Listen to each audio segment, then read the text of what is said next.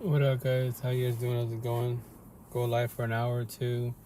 And first one off the rip wise, I want to apologize about last night. Remember, there's like podcast in my van, so in Seattle, Washington.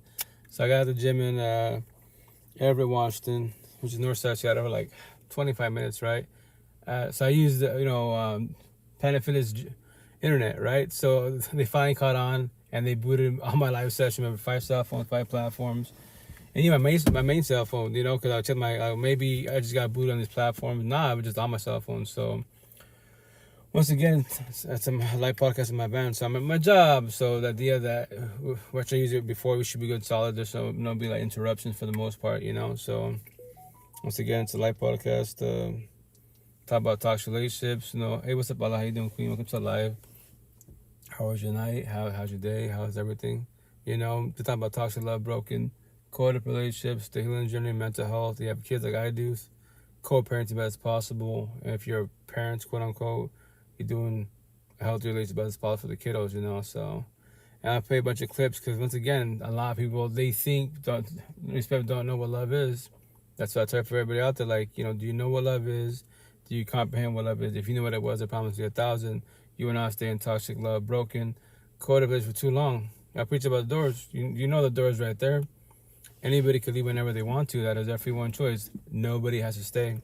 To warn you, what? Nobody has to stay. Tweaking, bruh. Tweaking like the person talking behind the screen. You keyboard warriors.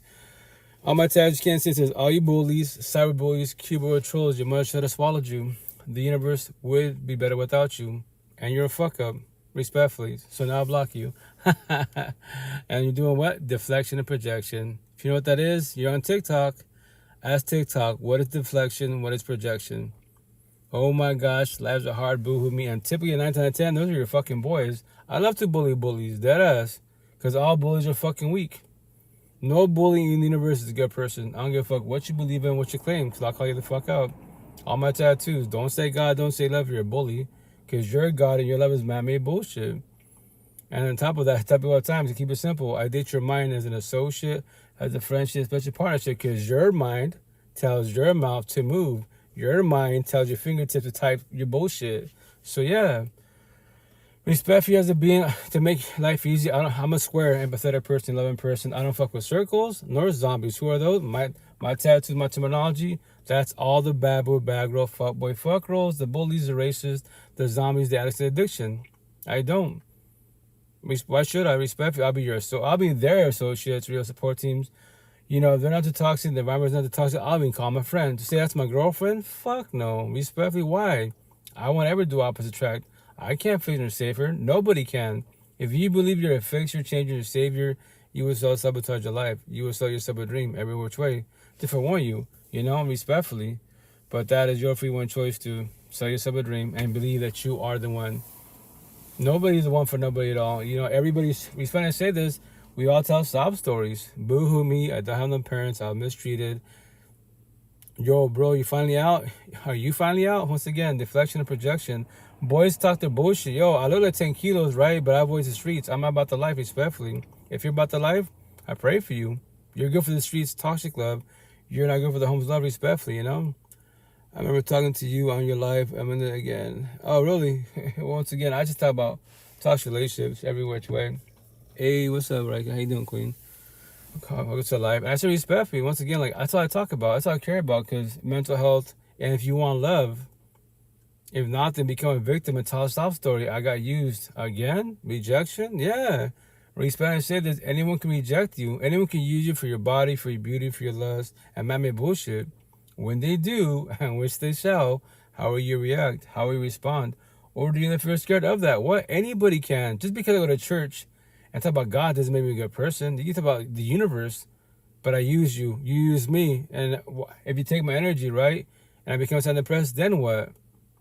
One person came in my life and sold me a dream. Yes, it sold me a dream. Now when my life goes to shit, the overage myself, yes, I would take it hard. Rejection. But here's the best part. I heard the term, but no one elaborated what rejection is. They didn't talk about energy and shit.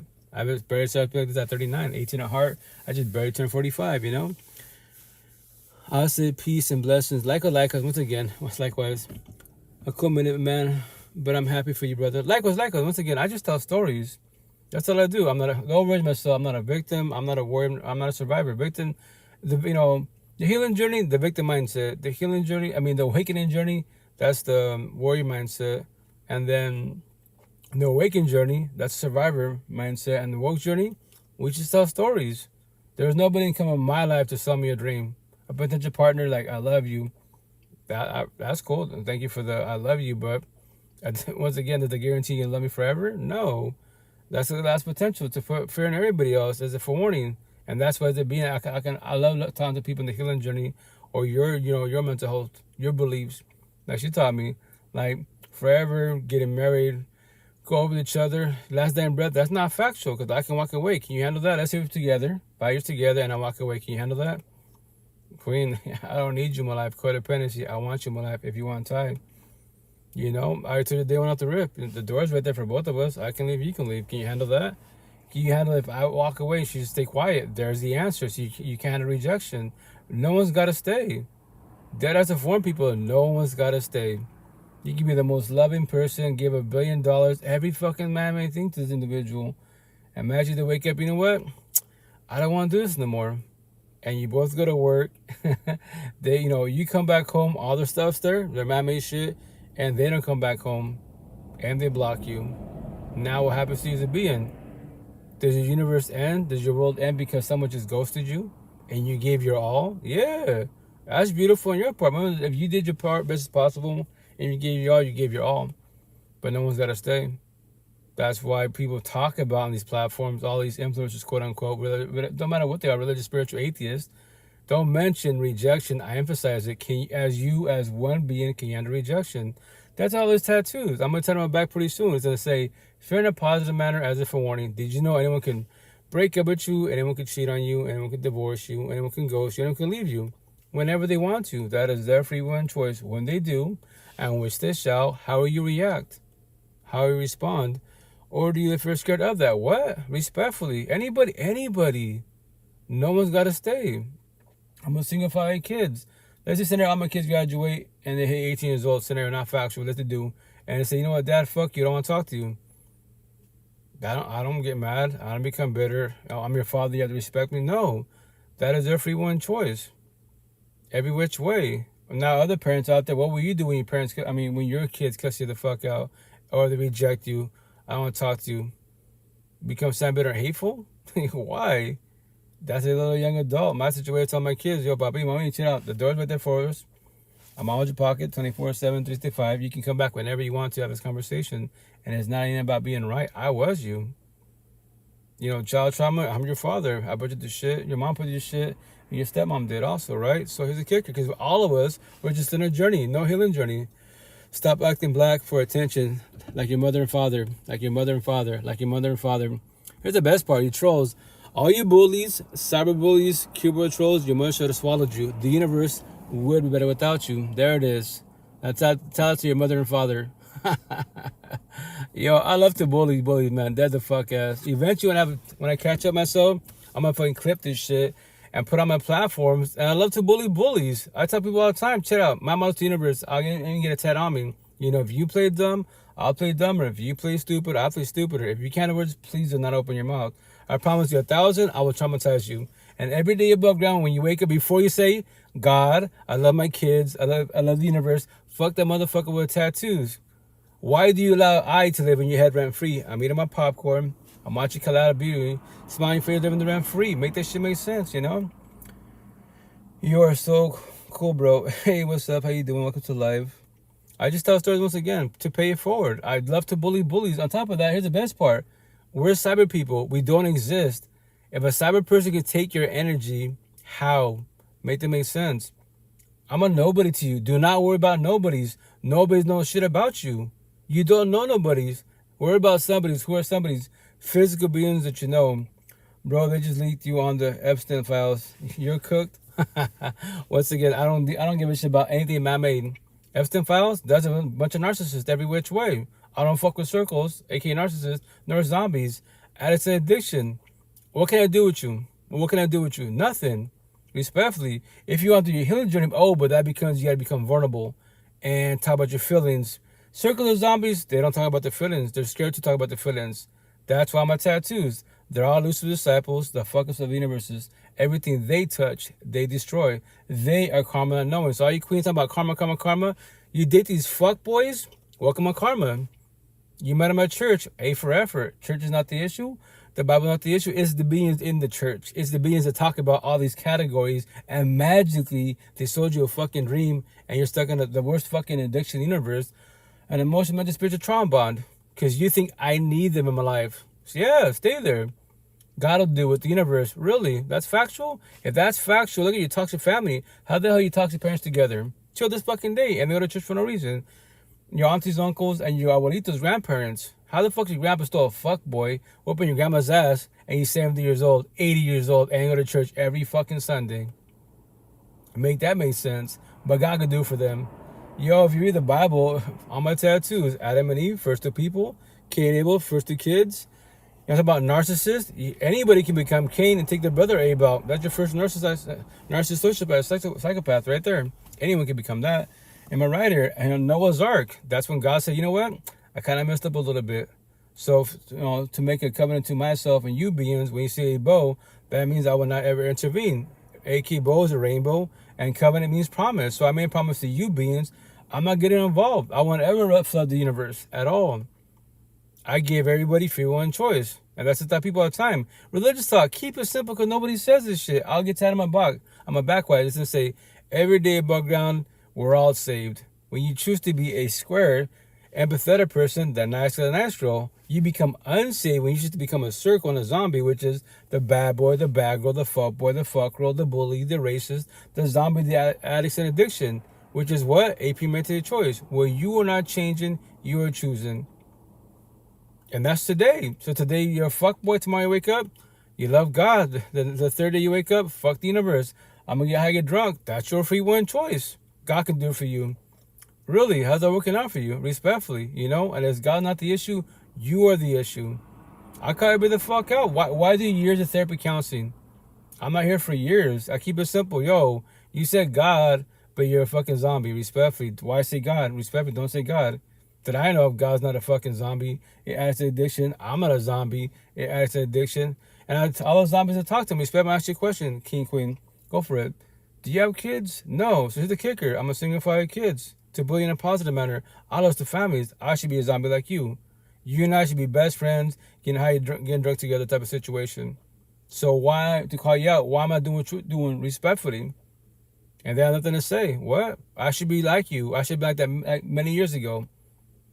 Respectfully. So that's what I do all the time. I keep it 1,000. I'm not here to steal your dreams and be stuck in this healing journey forever. Counseling therapy talk, you see all these podcasts, they'd be like, the healing journey, it's a lifelong journey, it's a lifelong process. If you want to comprehend that, that is your free one choice. I don't recommend it, but that's your free one choice. I'm the one that puts fear in a positive manner.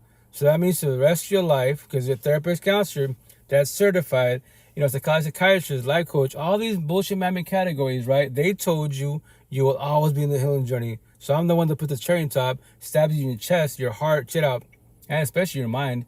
That means for the rest of your life, to your last dying breath, you will always have anxiety, depression, paranoia, PTSD, suicidal thoughts, low self-esteem, anger. You won't ever let go of your exes, your past pain, your toxic love, trauma, child trauma. You always have triggers, overthinking, reactive abuse, deflection, projection, gaslighting, manipulation, trauma bonds, and the cherry on fucking top, insomnia to your last dying breath. You can have 1,000 fucking kids. You can have 1,000 bodies, but you all be miserable. If you want to comprehend that, I pray for you. I say healing journey, right? To get your attention. As one being, I'm healed. There is no more healing for me to do, but I can learn from others. To get my attention, I ask everybody, potential to be associates, friends, y'all, tell me about your healing journey. Are you doing your healing journey? What's that? Mental health. All my tattoos. Here's the best part. Take any tattoo on my body, any phrase, my words, right? And my, the healing universe. Tell me a story about my tattoos. I can tell you many stories about my tattoos. These tattoos on my body are scars healed. Anyone says, my heart has a scar. A lot of people say that corny ass line respectfully, but they're stuck on their ex-ex's child trauma and bullshit. So how can your heart have a scar? If you comprehend what a scar is called healed. There's no healing for it to do. I use an analogy for my tattoos. When I get tattoos, they're called cuts and wounds. Now they're healing, but when they itch and bother me, and my kids jump on me and shit, it hurts. So what I do, I use cream to heal them, right? Once my tattoos are healed, now they become a scar. So once again, they can cosmetically be healed, but if I still bump it and I still hurt it, yeah, it still hurts because on the outside, cosmetically, my tattoo is healed. Internally, no, it still has cuts and wounds. And so I can pull my skin, bump it, my kids jump on me, it don't hurt me no more than now my tattoo is fully healed. It's called a scar. I let everything go. So once again, if your heart has a scar, that's incorrect. That's if tradition was working, why is everyone suffering? That's why I say I have all my tattoos for a reason. If any tattoo in my body triggers you, I did my job. That's my gift. That's what I tell people all the time. You know, what you gonna call it? All my tattoos is a map to life. If it triggers you, I did my job. That's why boys hate me. Queens love me. Some queens love me, hate me because they hearing the truth. I'm like, yo, queen, you bitch about them. The door's right there. I've been saying hints. I preach about doors. I've taught him about the door on my body multiple times because that's the answer. My situation being, what's your truth? My truth? It's life. The answer to life is a person in the mirror. All you ever needed was you. The end. That's my truth. What? You don't need people in life. But needing people is codependency. But if we're in a positive manner, anyone can reject you. Anyone can walk away. On top of that, man-made bullshit. Keep it simple. Other physical beings and the AI anything man-made for advice of life. Anything man-made. I'm in my car. Hey, car.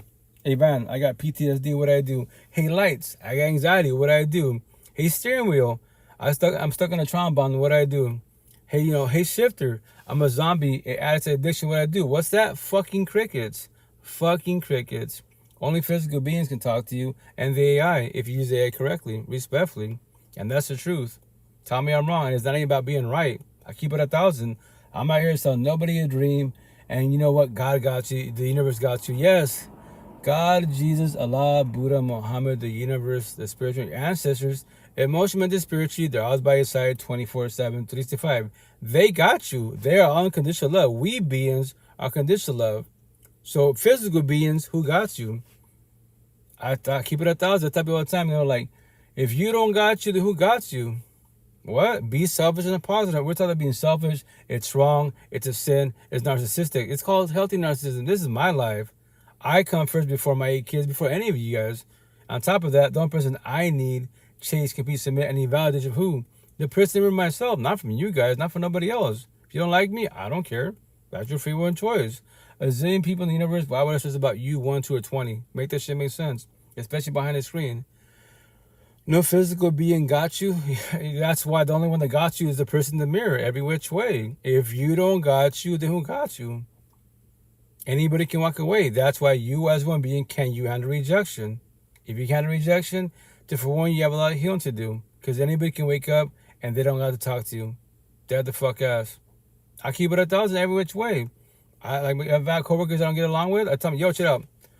Keep it 1,000. We don't really get along. Different energies every which way. So here's the kicker. Just keep it about work and that's it. Don't ask me about my life. Don't ask me about nothing respectfully. Because every time we try to talk or I try to talk to you, you're bumping heads. So here's the kicker. Just talk about work and you don't have to talk to me. There's other coworkers to talk to. Keep it simple. If they can hate me, dislike me, I don't care. Why should I care that anyone that hates me, dislikes me as a being? Why are you stressing about me? Stress about coworkers, stress about somebody else. Don't worry about me as a being, respectfully, That's why I keep it simple. I don't deal with toxicity at all. Why should I? Respectfully. Especially if you guys want love. 95% of the universe does not comprehend what love is. 95? That's a big number, right? But I do have to put fear in people. Because tell me I'm wrong. Why do you worry about rejection? Why do you worry about someone breaking up with you? That is their free one choice. Anybody can. For real? 1,000. Anybody can break up with you whenever they want to. Anyone can ghost you. That's their free one choice. Nobody is guaranteed forever. Don't matter if I met him at church. Doesn't matter. Respect shit is you as one being. Your belief is beautiful for you as one being. But before you, no one wants to vibe with your belief. No one wants to match energy. They can take energy. If they take it, then what? What are you choosing? What are you doing? Chase them. Fight for toxic relationships. Ask for validation. Fuck all that bullshit. Why entertain bullshit? The door's right there. Go to that door. Don't look back. Especially, if you're adults, do not ever look back. Do not feel guilty, especially in toxic relationships. Or if I leave them, they might get in trouble. Respectfully, that's an adult. If they can fend for themselves, before you met them, they have their own little whatever, studio apartment, whatever, crib, right? And so do you. So you depend on yourself, they depend on themselves. So they can potentially manage, especially with social media. I promise you $1,000 billion I don't have. If I'm your partner and I break up with you, right, type of situation because you're too toxic, and she can go on social media, she can fucking talk about me. Oh, he's a he can call me a narcissist, say all that. Some empathetic king thinks that he is the one, that he's the fixture, change, and savior, and he will reach out to her. And once again, he'll find out the hard way why I left her. And I don't have to say nothing about the situation at all. Yep, go save her. You go, if you're not on a healing journey, just on a journey, you will stay there for too long, and you potentially become trauma bonded, and she becomes your slave master. Says fuck your feelings because she's too narcissistic, and you're the slave to empathetic wise. You won't say fuck her feelings because that's wrong. That's mean. That's a sin. The fuck it is. I know that guilt trip. It's wrong what I'm saying. It technically speaking wise it is, but yo, it's called matching energy, reverse psychology. That's how I inform people, everybody out there. It's truth 1,000. Which I'm gonna call it. That's my motto to everybody out there. If you play dumb, I will play dumber. You play stupid, I play stupider. If you get the words, please do not open your mouth. I promise you 1,000, I will traumatize you. I promise you I will. In your mansion, in your head, as it is, you have all these doors of pain. And if the app part is my next tattoo, I will add a door of pain in your mansion, in your head, and every day above ground. It's not even raising no competition, but I'm winning because you allow me to live in your head rent free. I promise you will. And I don't even know. That's the worst part. I don't even know you. That's if nobody's gonna hurt you behind the screen, you have a lot of healing to do. Worry and focus on your energy on who are somebody's physical beings that traumatize the shit out of you. Your parents, your partner, your kid, your ex, the bully, the racist. There it is. Physical beings that worry about them. Do not worry about nobody's. But my job and my gift is to trigger people's feelings. And people see, once again, people see me in the streets, typically Queens, like, why do you want to trigger people? Because they're called feelings. And to trigger people more, the word feelings, and in general, though any words, no petty little word in the universe has feelings. The word feelings does not have feelings at all. The word feelings, keep it simple, does not wake you, what? Today I'm sad, depressed, bitter, hateful. I'm going to get drunk, I'm going to get high, I'm going to go buy Rito.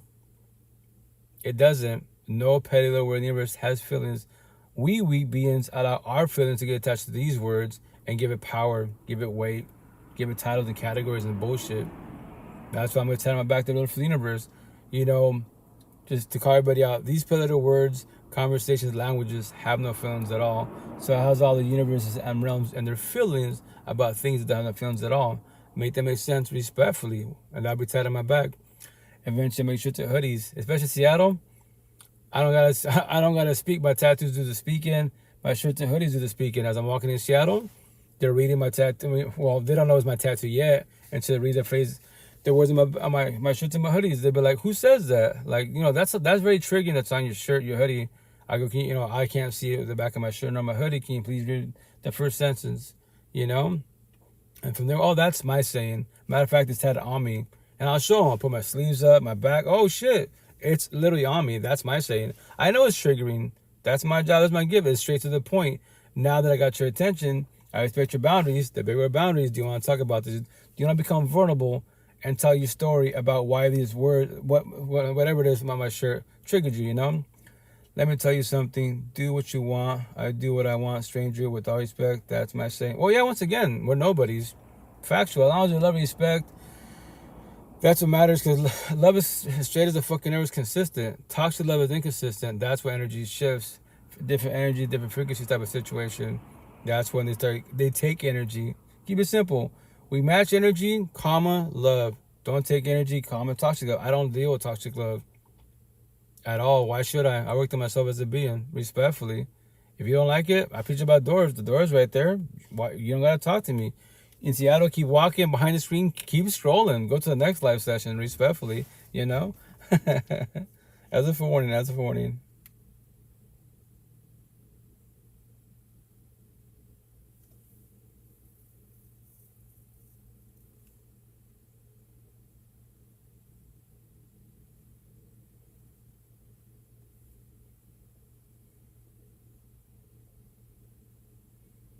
And right now, I'm about to play some clips.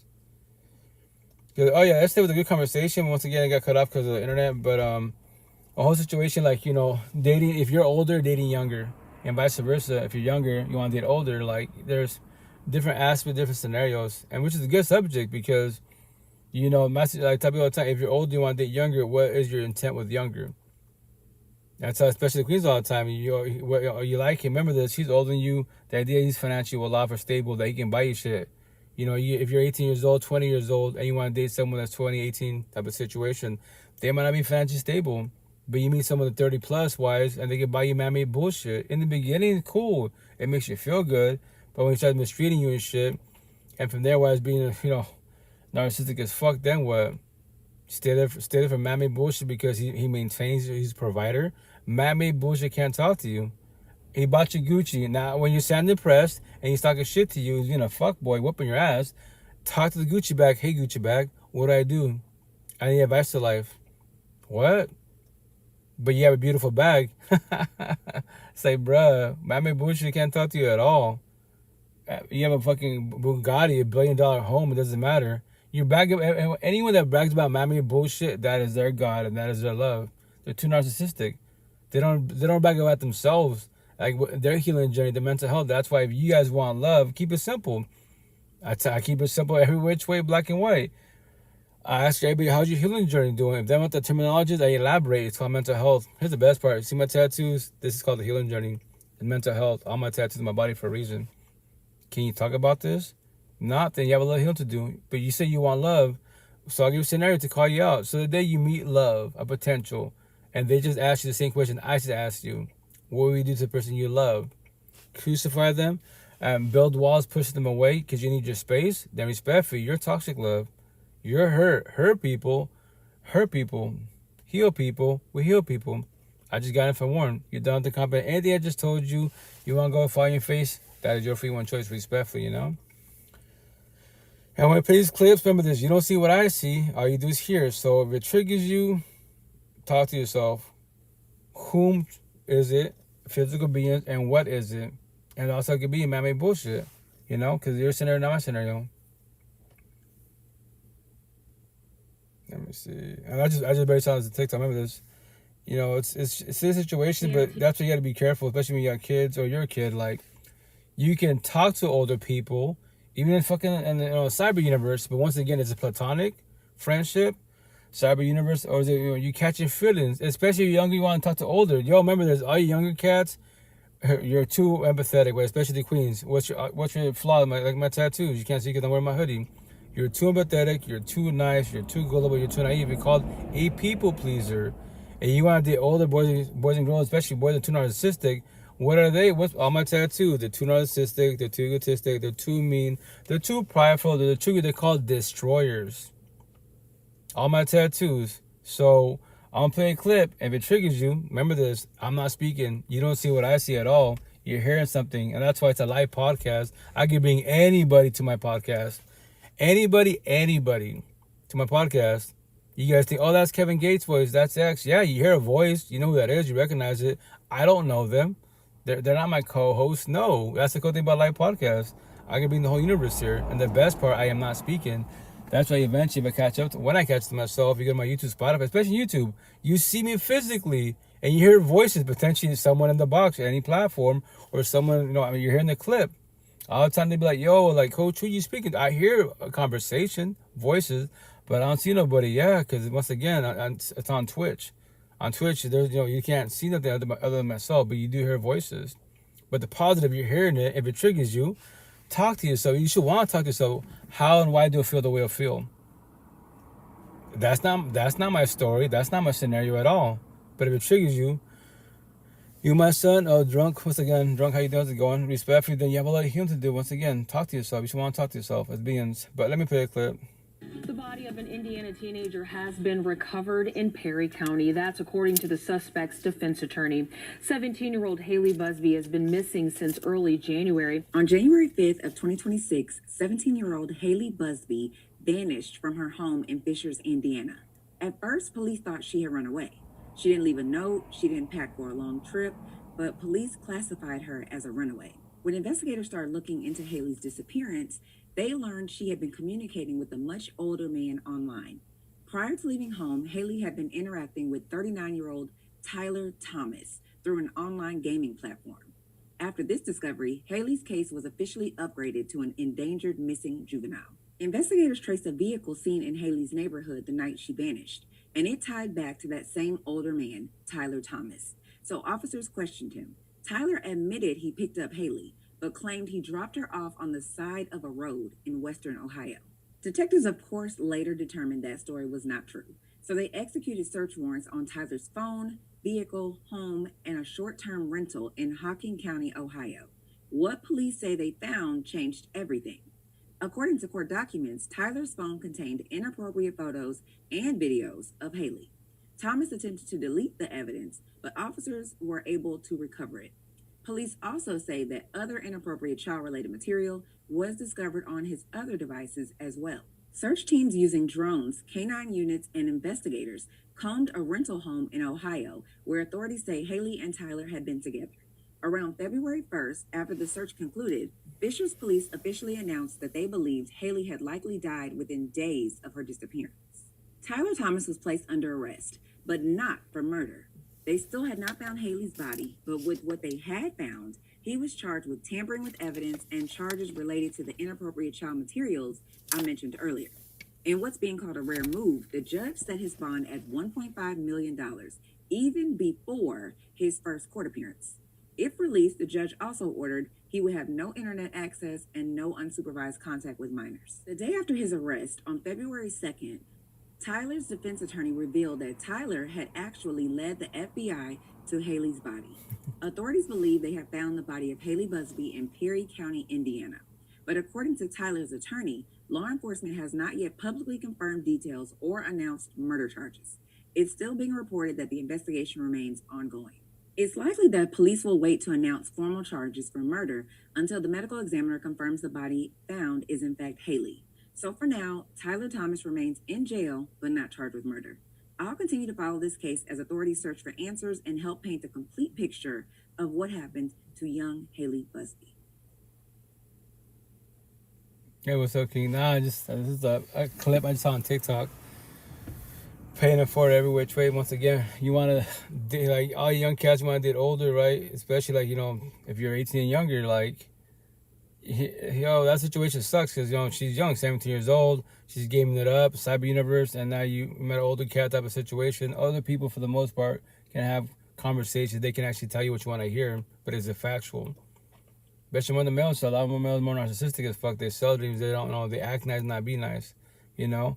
You're right. I won't know until I send a text, but sometimes it's best to wait for that move. Oh, yeah, no. Once again, King, when you're ready to take a leap of faith and shoot a text, and then my motto to everybody else: if you don't make a comment or ask questions, you want to spark a conversation, you will never know at all.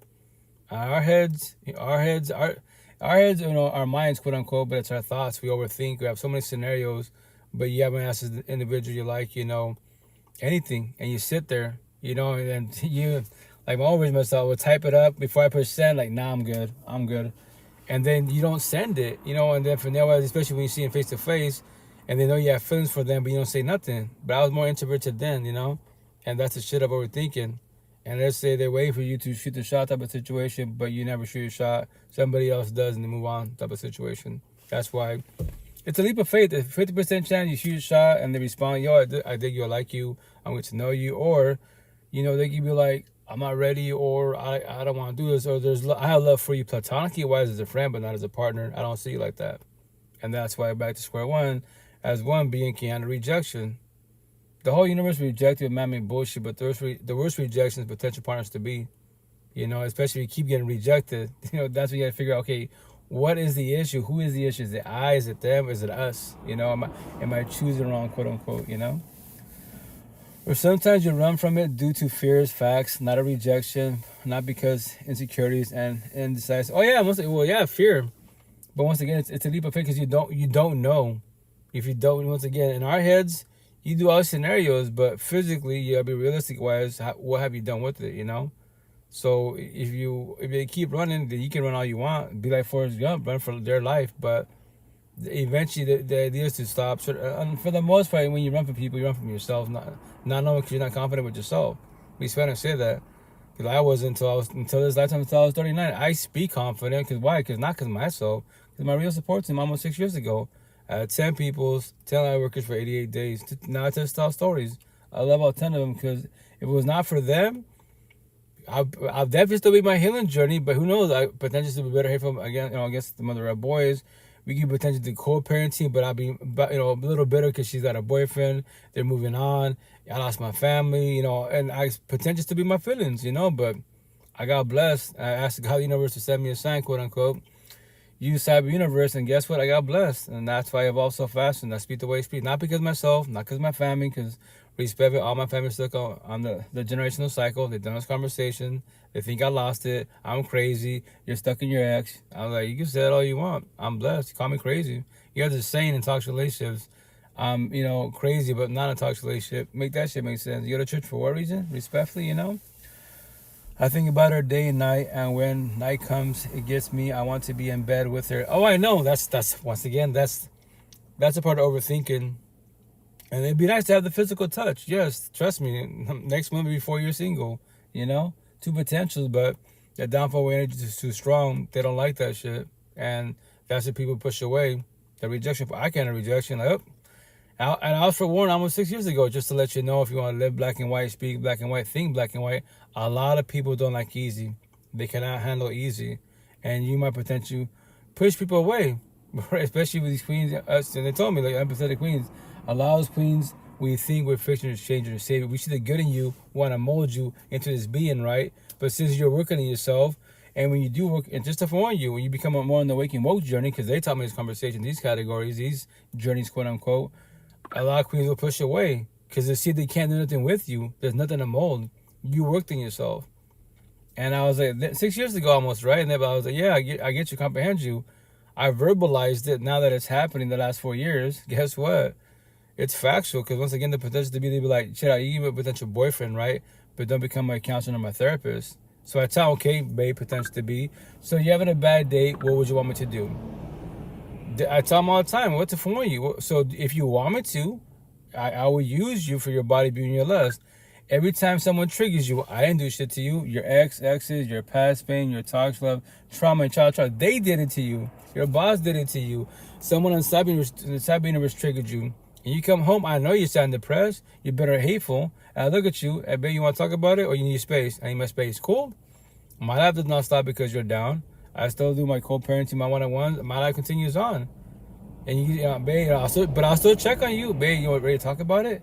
No, then here's the kicker. What are we doing here? Because we're a couple, A and B. What am I doing here?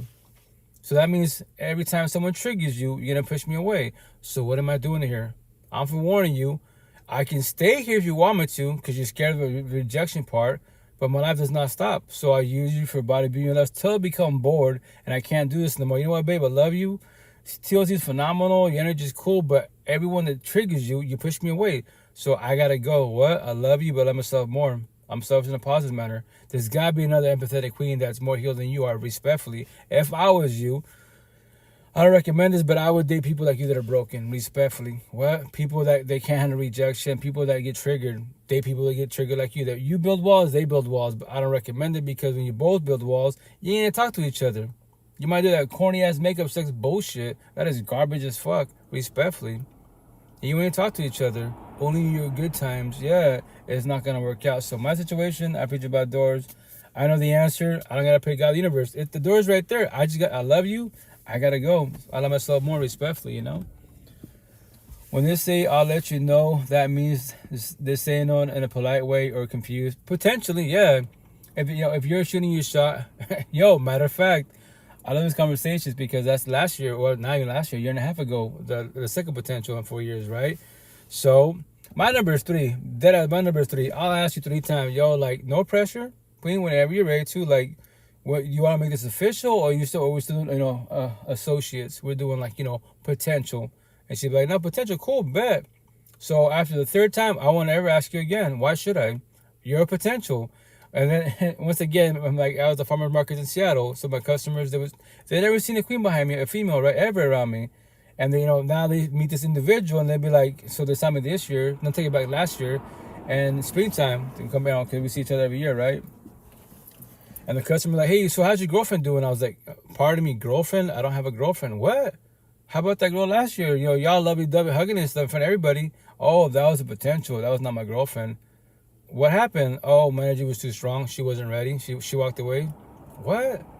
I know. And face-to-face, lovey-dovey and bullshit. I'm a very affectionate person. I don't give a shit who's around.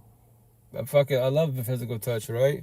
So it just didn't work out because on her side, she wasn't ready. She thought. But thinking is not knowing. Thinking is not knowing. You got to know you're ready for love. If you think you're ready, go self-sabotage your life or go hurt people respectfully, Well, to an extent, for sure. I'm going to ask her as soon as she wants to me and allow me to lay in her bed. Yeah, if you want to, once again, if you're adults, you're adults. Shoot your shot and see what happens from there.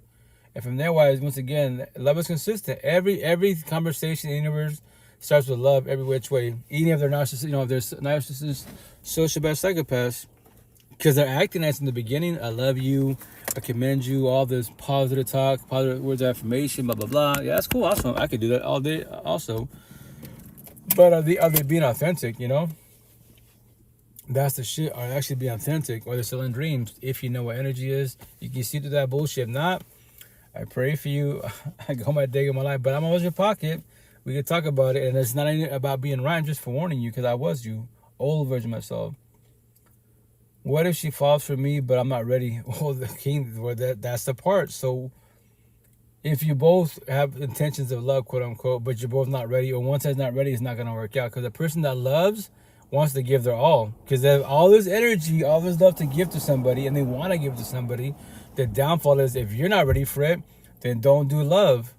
I tell people the terminology in Seattle, version myself, benefits. What's that? Friends with benefits. So, I'm not your boyfriend, you're not my girlfriend.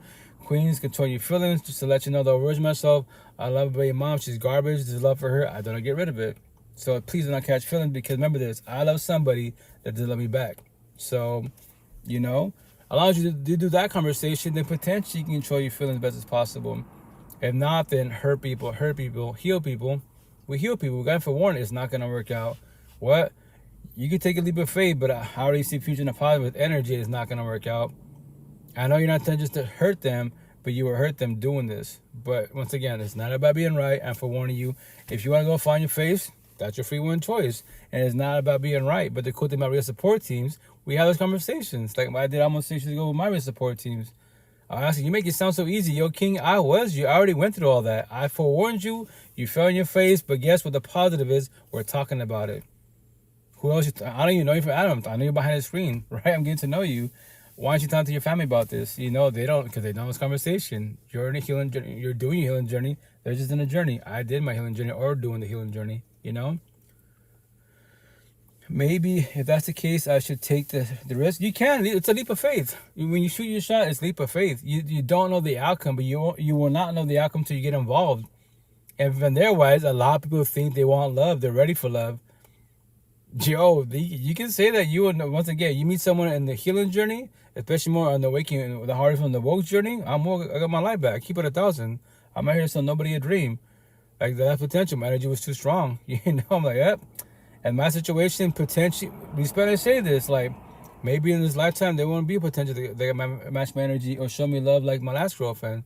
Beautiful individual. I met her on TikTok. Matter of fact, she stops by once in a while. She checks in. What's up with you? You good? Yeah, I'm going good. How you and the hubby? How's the kids?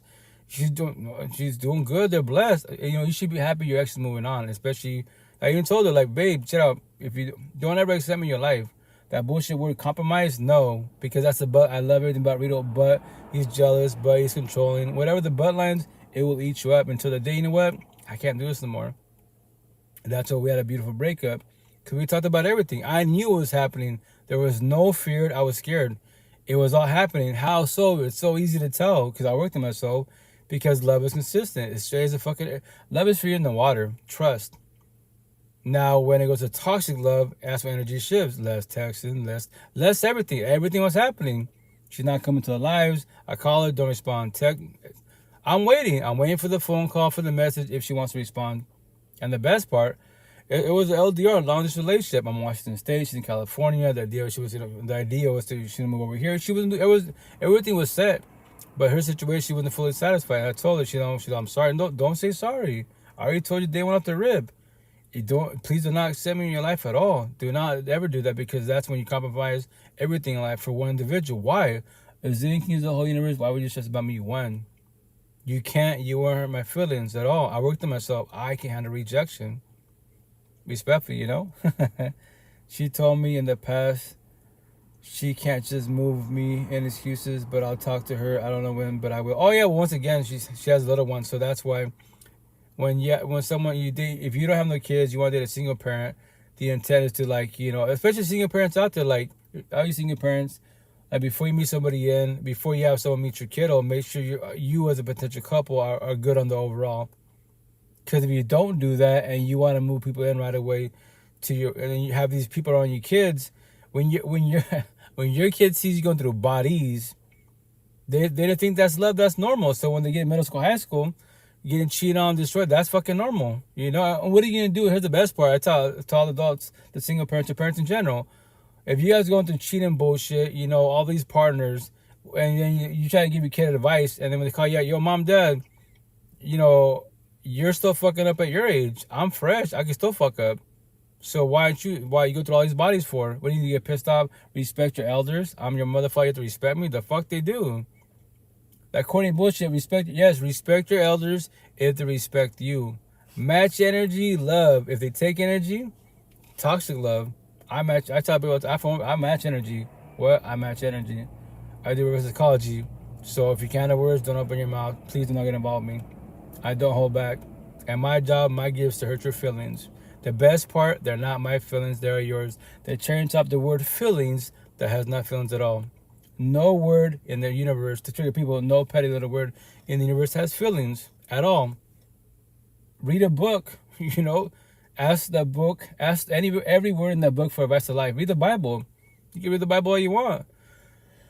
Once again, we weak beings are the ones, we say that because I used to be weak, right? We attach our feelings to these words, give it power and weight, and now become titles, categories, and what's the identities, quote unquote. Like, yeah, that's why I sound like an alien sometimes. I feel like an alien. Like, yep, like X, that song. I'm not a human. I'm a physical human.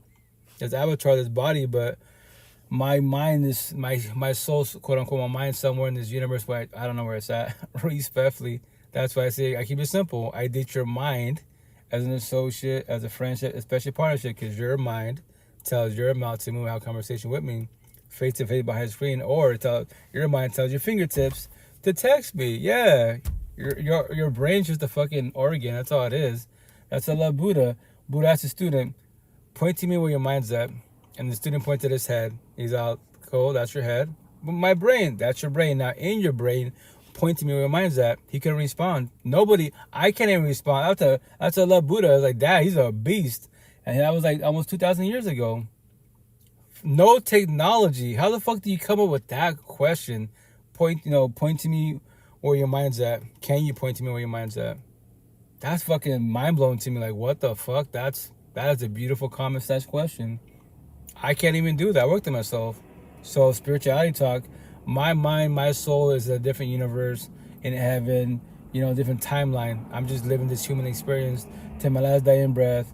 And scenario, when I kick the bucket and it's time to go, I use the word, faith and idea that there is afterlife, reincarnation, hell, purgatory, and I do this bullshit all over again. Or I go to heaven. Guess what? You did your part. If you want to go back there to help the humans or this race, this culture, whatever you're out there, whatever realm it is, you can go down there once again, but you gotta do all this bullshit all again. What? Your mind gets erased and you don't know shit. You go there as a baby. All the same thing you just did, just to go to save humanity, save these people, to tell them a story, quote unquote. You ready for that?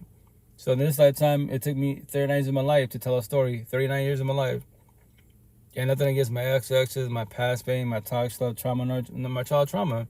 None of my family knows this conversation at all. God, Jesus, that's cool. I tell them all the time, yo, God's not suffering. Jesus not suffering. The Bible's not suffering. What's the other one? The church is not suffering. It's the beings in the church that's suffering. And toxic, we bitch about toxic relationships. That's why I focus on my energy on that. I don't give a shit about nothing man-made, because other than physical beings and the AI, nothing can talk to me. I'm at my job.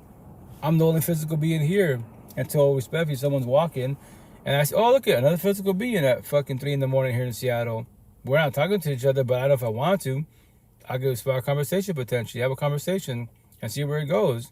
Because I can talk to physical beings. At my job, I can walk into let's say my job's open and there's no physical, no more coworkers. I tell people all the time, test it. It's so easy. Other physical beings and the AI, which is a cell phone, you cannot use the internet, Google nothing. Ask anything man-made for advice to life. Anything. I'm at a shop. Nothing. That's why people say, I'll be like, you're kind of weird. I'm like, I know I'm different, right? I'm an alien. But tell me I'm wrong. I'm talking to you. You're a physical being.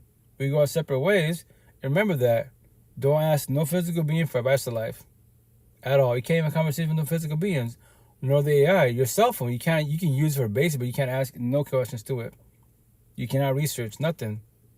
What the fuck do you have? Crickets, but yeah, a beautiful house. Like here in Ballard, people are ballers. I talk to a lot of them. I go, yeah, you're rich, but here's a kicker. My tattoos trigger you. So how you rich, mammy rich, and you got PTSD, anxiety, depression? Make that shit make sense. You're not a toxic relationship. I see you in front of my face as a power couple, quote unquote, but you're both toxic behind closed. I could tell you're toxic because you're how? I don't have to know you as a physical being. I know energy. It's so fucking, to me it's obvious. Like, yep, you're toxic as fuck. I don't miss that bullshit. Go back to your beautiful mansion. You just drove in a Porsche. I can't afford that man-made bullshit. But that beautiful car you guys have, it will never talk to you. But yes, you have a beautiful Porsche. And they get mad sometimes. What? You had a beautiful Porsche. I guarantee you have a beautiful home too. But here's the kicker. Behind closed doors, how's everything at home? That's what matters. It was a Teresa. Welcome to life. How you doing? Respectfully. That's what I type for everybody out there. Like, everything's out from home. If you want to test people, mental health and gender-wise, ask them how their home's doing. How your parents doing? What? Oh yeah, I'll follow. Follow sounds good, you know. But once again, back to that clip that I just played, you know, you got to be careful, especially young cats, you know, like in the cyber universe. And it sucks. Really impressed in you and I'd love to be fair. Yeah, once again, cyber universe, you can be cool with anybody on these platforms, but we're cyber people telling we don't exist. I don't know you, vice versa. Conversations spark conversations. And that's how you get to know people as beings, right? Every which way. If you want to get to know people, because conversations, right? But anyways, whatchamacallit, you know, that home, 39 years old, 17 years old, what do you expect? I tell my kids all the time that, you know, you can talk to older people, but just be careful with them. What is their intent with you? And vice versa. If not, then, you know, you're in a bad situation. And that's the shit. Like, she puts trust and loyalty into a fucking adult, quote unquote. And you can't see the picture I saw. I'm like, yep, energy, that motherfucker's a circle. That's a fucking fuckboy every which way. Maybe he's even a zombie acid addiction. And he fucking murked that young girl and he loves God or the Buddha, whatever his belief is. People think, oh, he probably thought he was a good person. Yeah, I think he's not knowing. I have energy every which way. That's why I saw them. Yep, he's a circle. That's if you're a square, you don't fuck with circle no zombies. Why? If your energy is love, why do you want to do opposite attract? Because you see the good in them? Maybe you can fix it and save them? Nobody is the one for nobody. No, nobody is. I'm not the one for nobody at all. I got 8 kids. I can't fix, change, or save my 8 kids. I can save them physically. But if they're in toxic relationships, right? And they're still going to, you know, emotionally, mentally, spiritual trauma bound like I used to be. I know they're going to go back. Or they're giving chances. Because I was them. If I got money, I can save them financially. But emotionally and spiritually, I cannot save them. And I got 8 of them. So I said that if you have no kids, you're blessed. Because kids are a blessing, also a lesson. Because if you're suffering with no kids, trust, the day you have a kid, and it's going to get worse, every generation become worse every which way because of social media, quote unquote, but it's the beings behind the stuff on these platforms and bullshit, right? Your kid's going to suffer more. And if you're just on a journey, no healing journey, you can't tell your kids shit. Go to church, pray, even God sounds. God can do for you. Really? So I talk about respect it. Yo, ask God to take this pain from you. Ask God, the universe, to have you lead this partner. How's that working out for you? He gave everybody free one choice. So I picture the fullest. Every day above ground, where you are not changing, you're choosing. So you're choosing to stay there. That's your free one choice. Gotta change the ways. Really? Gotta change the ways? Really? Once again, that's why I tell people, it's not even my spiritual gift. I can see everyone's future. I can tell you future, and it's my spiritual gift. How so? If you're in middle school, high school, and toxic relationships, right? Look at your parents and your aunties and uncles and grandparents. Let's say they're all together and they go to church, God, Buddha, whatever they believe in the highest universe, right? But you know them behind closed doors are toxic as fuck. There's your future. Become your toxic parents on both sides, your toxic aunts, uncles on both sides, your toxic abuelitos, grandparents on both sides. And then on top of that, look at the age gap between you and your parents, you, your aunts, uncles, and grandparents. What is the age gap between your parents? Let's say it's 20 years scenario. So there's your future. I'm gonna tell you future. Yo, king, queen, toxic couples.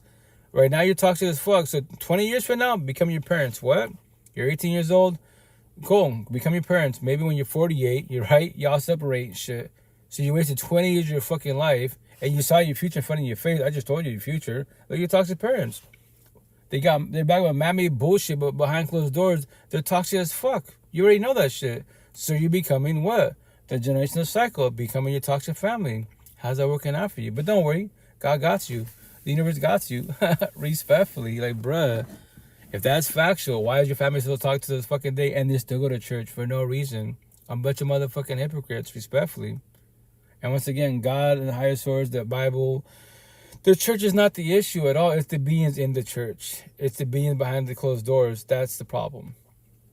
Every which way. So yeah. Once again, be careful if you're younger to date older, and vice versa, because that's a tricky situation. I feel so used. I was lusted after for my body, and I feel guilt. I feel shame. I thought I was loved. I thought for the first time I felt seen in my life, but it wasn't real. I realized that the other person didn't see love the same way I did. They were never there for love in the first place because it was just lust. Sucks. I don't think people really talk about the feeling of being used, and after you realize that it just wasn't a real, genuine connection in the first place. How awful you feel after you just wanted a genuine, authentic connection and someone just had to have ruined it. And it hurts sometimes, but you'll get over it. It sucks. And I'm sorry to whoever has dealt with it. That's a young cat. He's going viral. Asian cat. He goes by Journal with Ace. You know, I've commented on his platforms, IG and TikTok. He's actually responded. I go, King, shit out. Give yourself grace. You're doing good. You're going viral for what you're doing, and you're expressing your feelings. You're becoming vulnerable. But it's the kicker to forewarn you, love doesn't hurt at all. Toxic love hurts. He's like, what? You love somebody that doesn't love you back. That's what hurts. That's the rejection part, and everyone's gonna reject you. That is their free one choice. You know. So keep doing what you're doing. Once again, you just barely turned 20. And he's trying to say this, he's going to college to study to be a psychologist. You know, he'll say it. You know, I'm studying psychology. Like, yeah. You know how many people I speak to that are actual counselors, certified counselors, therapists, psychiatrists. We have this conversation. I go, chill out, King Queen. You're certified with a mammoth piece of paper. Why are you speaking to me about your toxic relationship? And you're certified. Make that make sense respectfully. I go, fuck a piece of paper. You're the one stuck in trauma bonds. How can you be stuck in an emotional, mental, spiritual trauma bond, the worst addiction in the universe, and you're certified? You studied the DSM-5 book, the mammy book of the fucking brain. I go, fuck the brain. Your brain can't talk to you. It's the mind. So your mind is strong as titanium, or it's weak but like a piece of paper. Someone come in your life and sold you a dream. Now you sit there and what? I know you gave your all, but here's the kicker for both of you. I preach about doors. All these doors you go through, every day bug around, like I tell them, you speak to your clients and shit. Right? And they tell you their story. I guarantee you when they tell you their stories and they're being vulnerable, expressing their feelings, it triggers you. And you got to hold your composure, or it triggers you to the point you take your Skittles, your pills and bullshit for your PTSD, ADHD, NPD, whatever bullshit you're going through. Take those Skittles to numb the fuck up. But there it is. You failed yourself, especially because your client's telling their story and you're there to give advice, quote unquote, guide them. You can't even do it to yourself because you're stuck on a toxic love, broken, coded relationship. That makes no sense at all, respectfully. Make that shit make sense. Why are you scared to let go? If you bitch about them, why are you with them? Well, God, the universe won't do it respectfully. It's been done every which way, but you choose to be there for way too long, and they choose to mistreat you. That's a free one choice. Like Kevin Gates says, I'm going to tell him about it. Go where you appreciate it. I add to it, comma, love. What's up, Lawson? How you doing? Don't go where you're tolerated. Calm a toxic love. Love is consistent, straight as a fucking arrow. We match energy. Nobody takes energy. It's A, communication, B, comprehension on both sides. The two-sided friendship relationship, best as possible. We talk about everything.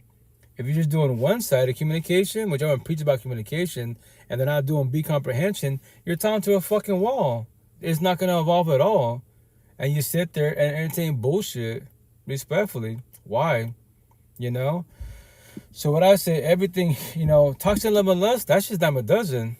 Fucking America, that's just dime a dozen. Now show me love and lust.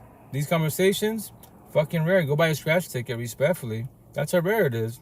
Why the album next month before you're single? Respectfully. I don't date girls, only women the healing journey, preferably awakening woke journey. These conversations, if we can't talk to each other, it's not going to work out. I tell the potential to be each other. Here's the best part. The boys behind me, they want to have those conversations, especially in their healing journey. They know this conversation, and they will sell you a dream. They will tell you everything you want to hear. They love bomb you. You're beautiful. You're exotic. I love. Whatever. To hate queen, positive words of affirmation, all this shit. They send you Bible scriptures, literally, and you fall for that bullshit. Go fall on your face. Well, I met him at church. Wow, church is not the issue. The Bible is not the issue. It's the beings in the church. Religious talk. Yo, Lucifer, the devil, Satan cannot step in God's house because he will catch on fire. Hey, tomorrow you're doing Queen, welcome to live, right? Who can step in God's house and they won't ever catch on fire? And no one really says this shit. Eventually, you tell them a body. Who is it? All those disciples. Who are they? All those circle of zombies. The bad boy, the bad girl, the fuck boy, the fuck girls, the bullies, the racists, the zombie, the acid addiction. They can step in God's house and they won't ever catch on fire. Ever. And you met them at church. Yeah, A for effort. But are they, I tell Queen the potential to be, Queen, I'm going to tell her a comment. And let's see if you comprehend what I just told you. If not, I can elaborate. I can act nice, be narcissistic, or I can be nice, be empathetic. Do you know what that means? What is that? I pray for you. I can destroy you. Anyone could destroy you. What? Because you believe that because you met me at church, I'm a loving person? That's the idea. But is it factual? Observe my energy. Observe how I treat people. If not, just because I read the Bible, just because people read the Bible, talk about God, does not make them a good person at all. There's so many people that read the Bible and they don't even comprehend it, but they know Scripture. They can tell you word for fucking word, the whole Bible every which way. But remember this. Look at the way they're acting. It's a lyric from a song, right? It's a hook. So it says, it's on my right arm. It says, which I love it. It says, just don't listen with your ears. Listen with your eyes too. If there's space, I might add to it. If not, just verbalize it. Actually speak on the words. So I love you and your potential partner. I met you at church. But even at church, I'm looking at your homegirl. I look at the queens offering flesh and shit. Because there's some queens that go to church and there's like OnlyFans and shit and offer all this flesh in God's house. Which makes no sense to me at all. Like, really, you're offering lust. And when these boys are too narcissistic, they're emotionally cheating or staring at you, especially like at the gym. I'm like, bruh, why pay victim if you know what you're wearing, respectfully? A lot of boys cannot control their lust. They'll be staring like they've never seen a woman in their fucking life, every which way, and they believe they love God, the universe. Really? Is that even factual? And that's the shit for everybody out there. As women beings, like, have real support team, start your healing journey. I promise you'll have a better life because you do not need people at all. That's codependency. You want people if they want you. And that's it once again. When you're young, on these platforms, you'll go viral about your breakups and stuff. But are you evolving in life? If not, you can be staying in the victim mindset. If you say healing journey, but you'll always be in that. For how many years have you been in the victim mentality? All your energy in your ex, they fucked you over. Yes, they did fuck you over. They did sell you a dream. But do you know why they sold you a dream? Do you know what red flags are? What? Do you know what boundaries are? Your exes, what did you accept from them? What did you tolerate? What? Is that Japanese to you? Then there it is. So you don't know anything about the healing journey. That's why am I saying those or asking those questions? Because my real support team almost six years ago, they asked me the same questions. And I asked them, why do you care about that? Why do I care about that? Because can you figure that out? Because I don't know you. I didn't date your exes. You did. We figured out together why it failed. And then from there, when you comprehend why it failed, the next potential to be, as the red flags are happening, you open your mouth. You realize boundaries. And then have to respect your boundaries. If you don't respect your boundaries, what are you choosing? What are you doing? Do you stay or do you leave? I preach about doors. The door's right there. Hasta la puerta. The door's right there. You can leave whenever you want to. No one's got to stay. Why should you stay respectful,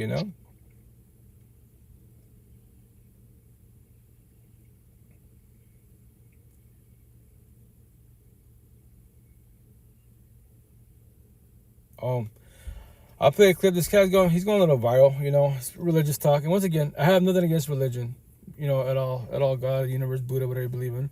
Nothing against it. The only thing is, like, a lot of people, especially with social media, they can go viral. That's cool. But here's the kicker, like, are they authentically being themselves?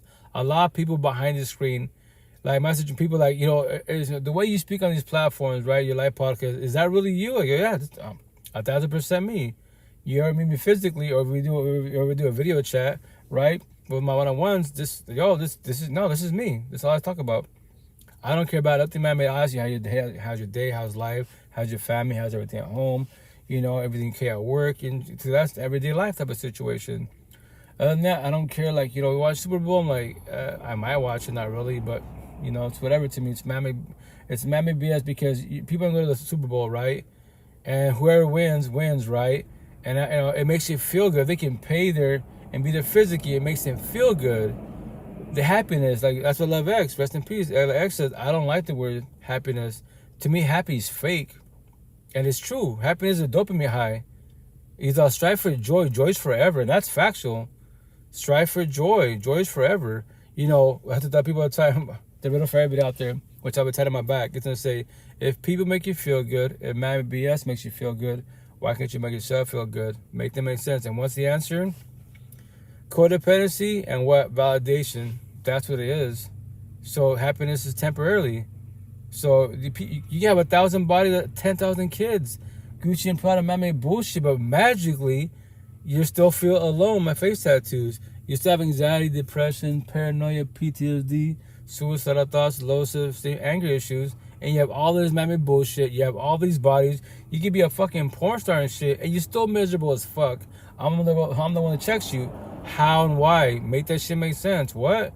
When it comes to this mammy world, you're more richer than I am, every which way, with no kids, and you're so miserable as fuck. Respect. You have a lot of healing to do. If you want to talk about it, I'll hold you and guide you. I respect your boundaries every which way. You don't have to. That's your free one choice. If you want to suffer for years to be, that is your free one choice. I won't ever chase no begging adult. That's why there's a live podcast. I'll check on people and that's it. They respond cool. If they don't respond, that's your free one choice. I pray for the universe. I have a capacity in the universe. I go my day, go my life. I don't worry about people. Why should I? Deadass, why should I? There's so much resources for your mental health. I promise you 1,000. If you want to get to my mindset, the way I carry myself and the way I test myself as a being, go to Spotify. Type in Johnny Chang. Type in Sati Tim. Type in Lori Wheeler. Johnny Chang, Religious Universe. Sati Tim, Buddhist Universe. And then Lori Wheeler, County Therapy Universe. All about mental health. Everything about scenarios, about toxic relationships, child trauma. Everything you've fucking gone through. And the best part, I don't know them. I hear I like 99% of the stuff for the most part. I comprehend what they're saying. That's all rich myself. What the fuck's some breakups? What's anxiety? What's depression? What's insomnia? I don't miss that bullshit. For almost 6 years of my life now. Well, now it's 6 years, right? I don't stare at my eyelids at nighttime. I don't stare at the ceiling. Not overthinking. What's there to overthink about? Don't see in this mammy bullshit world, my situation is my tattoos, because there is jobs. Don't dabble my tattoos for all these religious, atheist, spiritual people, especially the more on the male side, these fucking boys. My tattoos, I'm the devil in their fucking eyes. And I call them the fuck out. Yo, like, you won't hire me because of my tattoos. Here's the kicker. So, are you here for a worker? A person with work ethic? Or you here for, you want people to have no tattoos at all and they won't work with the shit, go through bodies? On top of that, what do you believe in? I'm not a rigid. I cover the fuck out. What do you believe in? Religious, spiritual? Yo, if you be religious, Jesus spoke to everybody. Killers, rapists, and prostitutes, everybody. So, I want you to judge me. Here's the best part. You go to church, tell me a story about my tattoos. Off subject of work. You can't, as a boy, I don't call him man. As a boy, you can't teach shit about life. But yes, you got your mammy position, so you're mammy rich. In God's universe, I'm the richest person in the whole universe.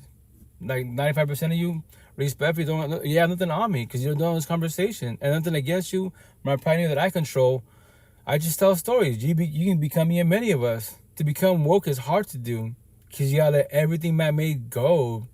I don't need people. You can, like, that's my coworker bump heads. Yo, King, don't talk to me. End of story. What? We come to work, keep it about work, and that's it. Don't ever talk to me at all. That's your free one choice. I don't need to talk to you. Look around you. All these people in Seattle could talk to you. And on top of that, why would you just about me? Respectfully, And that's the shit for everybody out there. Because I worked on myself as a being. I just tell stories. I'm not a victim. I'm not a awareness survivor. I just tell stories to pay force you to become me and many of us. It sucks to be in this, if you ever do your healing journey. But if you're stuck on a journey, I'm going to tell you, take the blue pill, the major talk, stay lost in life. You're just an NPC, you're an entertainer, and you put all your energy in man-made bullshit. You are about race, religion, politics, COVID, man versus woman, all these corny-ass conversations. Like what I used to talk about and debate about man-made bullshit. I used to know all that bullshit, right? But when it comes to my four walls and my home, with my talk relations with my boys and my exes, I ain't know shit about that debate. Feelings? What the fuck was feelings? Respectfully. Now I debate about robbery of life, robbery of feelings. Teach me about you. What? Teach me about you. On top of that, you want to do love relationships? Everything starts from home. Ask me, how's your home doing? What? How's everything at home? On top of that, child trauma, how your parents doing? What? Ask him how your parents doing. Parents, I have a parent. I got a mother, I got a father. I don't know who mother, father is. What? Child trauma, toxic love. Did I have a good household? That's the same question. That type of match energy. Well, how your parents doing? I don't got parents. What? I'm just an orphan. I was in the system. Oh shit, you're even worse than I am. You're broken worse than I am. You're in toxic relationships, right? Toxic love and child trauma, and you don't have no family reality. And magically, we're both destroyed. And when it comes to together become one, become love. In the beginning, everything starts with love. When energy starts shifting, now it goes to toxic love. Who or what causes it to go to toxic love? Is it you? Is it them? Is it both of you? See? Back to square one. Make it black and white straight to the point. But once again, if you don't want to figure that out, you don't have to. That is your free one choice every which way. So I'm downtown Orlando with it, and I'm with? Little Bit. Your name's Little Bit? Literally? Woo! That's a lot of weed. You want me to be straight up? Did y'all go through traumatic events when you were younger? Who hasn't? But I feel like it's traumatic events that shifted your entire life, and you have unforgiveness towards people who hurt you. Yeah, for sure. Trauma. I had a lot of issues too, like a lot of different things, and it caused me to smoke weed, sell a lot of weed, pop pills, get drunk. I mean, I was all over the world, and then I had a supernatural encounter with God, and He healed me. Sometimes people go through traumatic events like rape or molestation, and especially at a young age, especially when it's a family member, and it shifts your entire life, and it's not God that wanted that, and He wants to heal you, and He wants to deliver you. But the only way that you can get healed and delivered is if you surrender. What does this do? Being down here, like you're looking for love. I mean, I have God in my life. I love God. Yeah, right here. You have a tattoo? Yeah. Joshua 1:9. Yeah. Okay, just imagine this. Somebody you love. And you tell them, stop drinking and driving. Stop drinking and driving. Stop drinking it. And they keep doing it. And you keep telling them because you love them. If they decide to get in that car, get drunk, and they get into an accident and they die, is it your fault? You warned them, right? You told them the truth, but they had free will. This is a sign, like, from God and love. Do this interview, because you stopped me. I used to be worse than everybody here, but I had a supernatural encounter with God. He delivered me from demons and healed me of an incurable disease. So I know that Jesus Christ is King. So the last thing I'm going to say, if you do repent, and you turn away from following these wicked ways, and you give your life to Jesus for real, He'll fill you with His Spirit and change your life. If not, it's like me saying, don't get in that car and drink.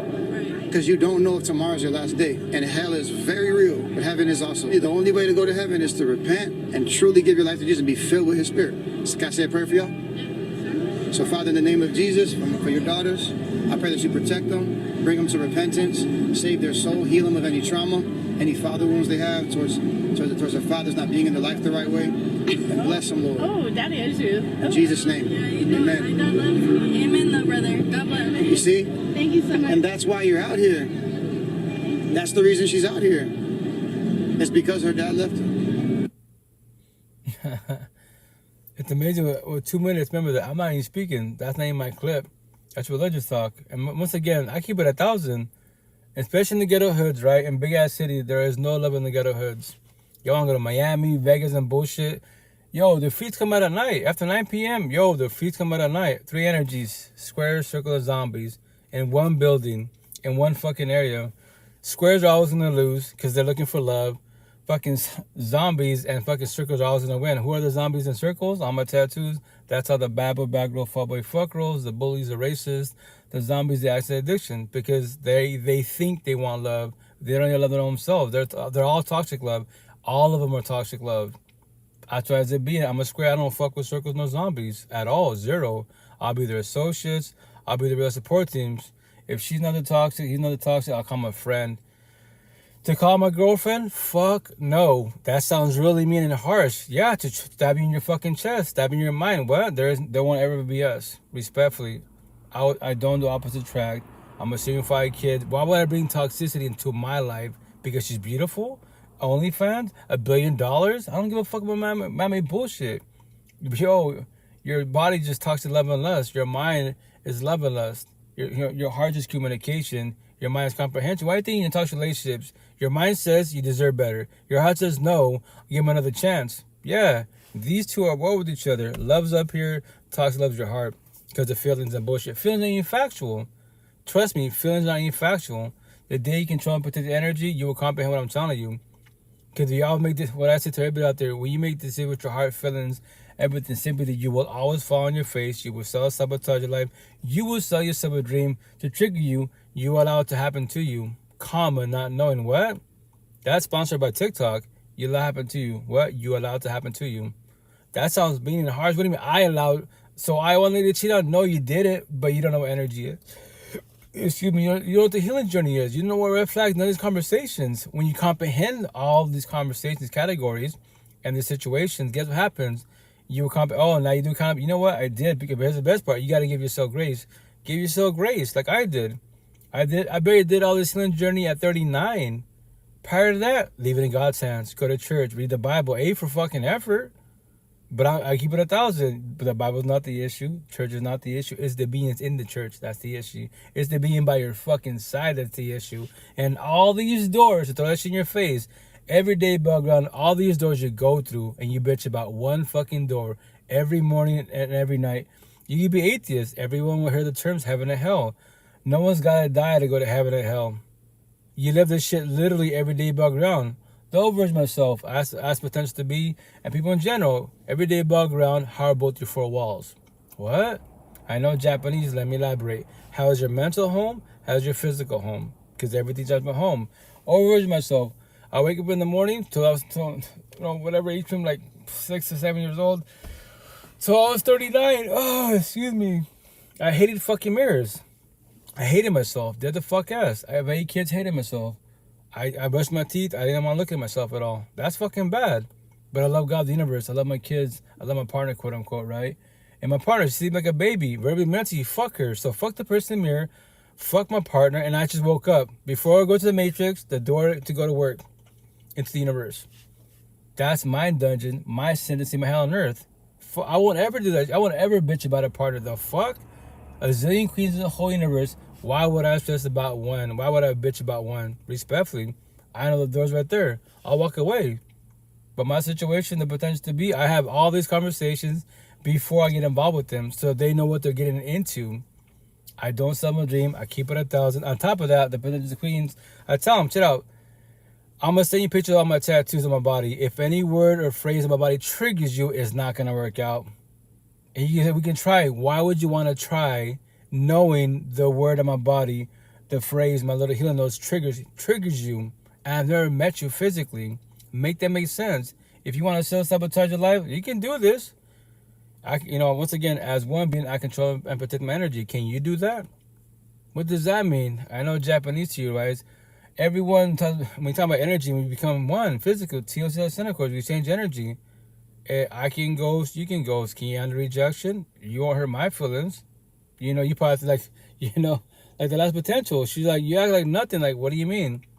Well, yeah, you ghosted me. What, my life's supposed to stop because you ghosted me? I don't, babe, you're not even my girlfriend, but you're potential. I told you day one off the rip, I don't need you in my life. That's codependency. I want you in my life. If you want I, that's matching energy. I already told you. You can ghost. You can't hurt. Nobody can hurt my feelings. What are feelings? Respect me. Those are yours, not mine. So, but yeah, you don't care. Why, respect me? Why should I care? Yeah, that was your free will choice to ghost me. I won't ever chase an adult. Look around you. We're in Seattle. Look around you. All these empathetic queens around me. There's got to be one in the healing journey that will not ghost. They have this conversation. Nothing against you. And she got any feelings about it. She started tearing up. I go, respectfully, that's what I told you. I forewarned you. This is the way of speaking care of myself. I did not hold back. Fighting for a relationship, that's toxic as fuck. Why would I fight for a relationship? She wants to leave? Yo, babe, if you want to, do you the favor. What do you want to take you to? What do you want to take it to? Fight there's nothing to fight about. Fighting for toxic relationship, that's toxic as fuck. It is over. It's happening. It's real. Cool. Our time is up. Remember this. That traditional saying, everyone comes life is a blessing. When they leave with us a lesson. My back tattoo to elaborate more, to go deeper about it. Everyone comes life is a blessing. When they leave with us a lesson. Be it positive or negative, there is always less to be learned. Once you detail a codependency, you want to effort to be alone. I'm going to add to it, I believe I have space, comma, / lonely loneliness. Nothing wrong being alone. My face tattoos. Initially, it is scary because we're taught and raised to be codependent people. If you break down life on the overall, think about it really well.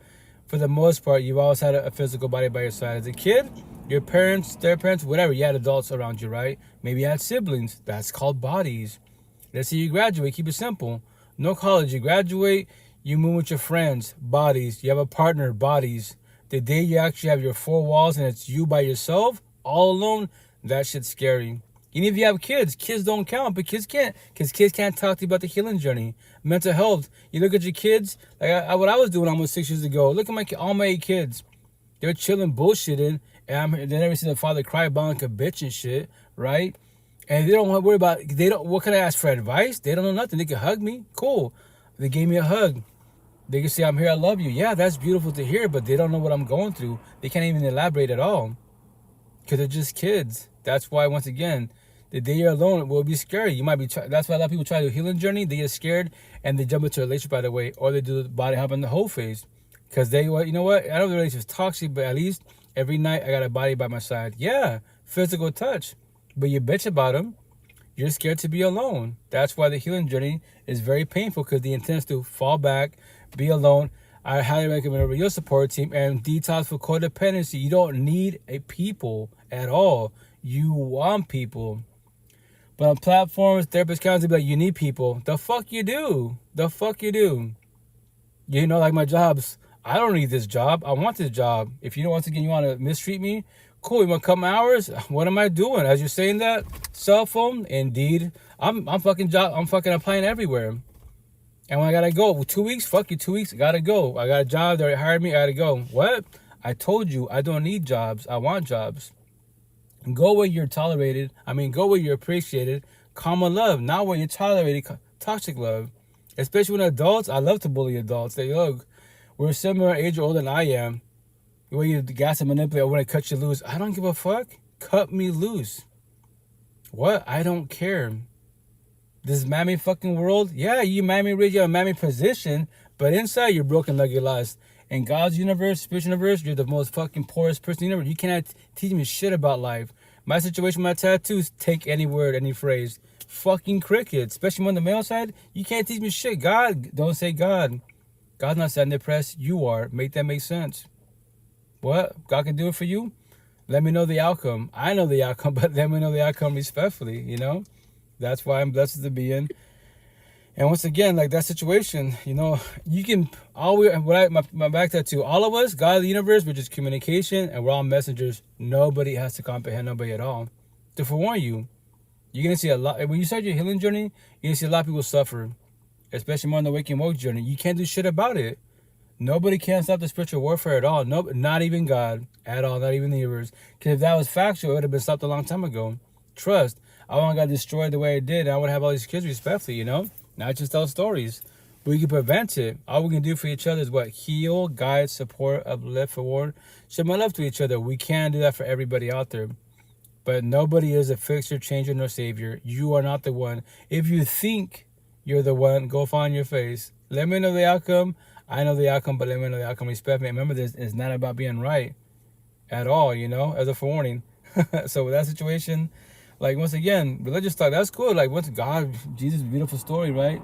And God got you. Why am I speaking the way I'm speaking? Because myself? No, because God, the universe said, real support team, now to tell stories. That's how you evolve in life. If you want to do the healing journey to evolve, have a real support team. The more people in a real support team that can tell you stories about mental health, these feelings, and elaborate, that's beautiful. You're ahead of the game. That's why I've also felt 88 days, boom. Let my ex go, the mother of boys, 100%. 14, 70 days later, 1,000%. That's why I say 1,000. Why 1,000? Keep it 1,000. Don't sell me a dream. Keep it 100. I will sell you a dream. Dead the fuck ass. Keep it 1,000. I want your mind, body, heart, and soul. I want everything from you. You can try to sell me a dream, but to let you know that door, king, queen, that door right there is for both of us. You sell me a dream, rejection, protection, I gotta go. What? You are toxic love. You sell dreams. You act nice, be narcissistic. You're not being nice, empathetic. You can say, God, I don't give a shit what you believe in, because God's not being mean to me. The universe not mean. You're being mean to me. So why should I stay here? Respectfully. You know? That's my freedom of choice to leave. I got to go. On top of that, why do you give a shit if I'm leaving you?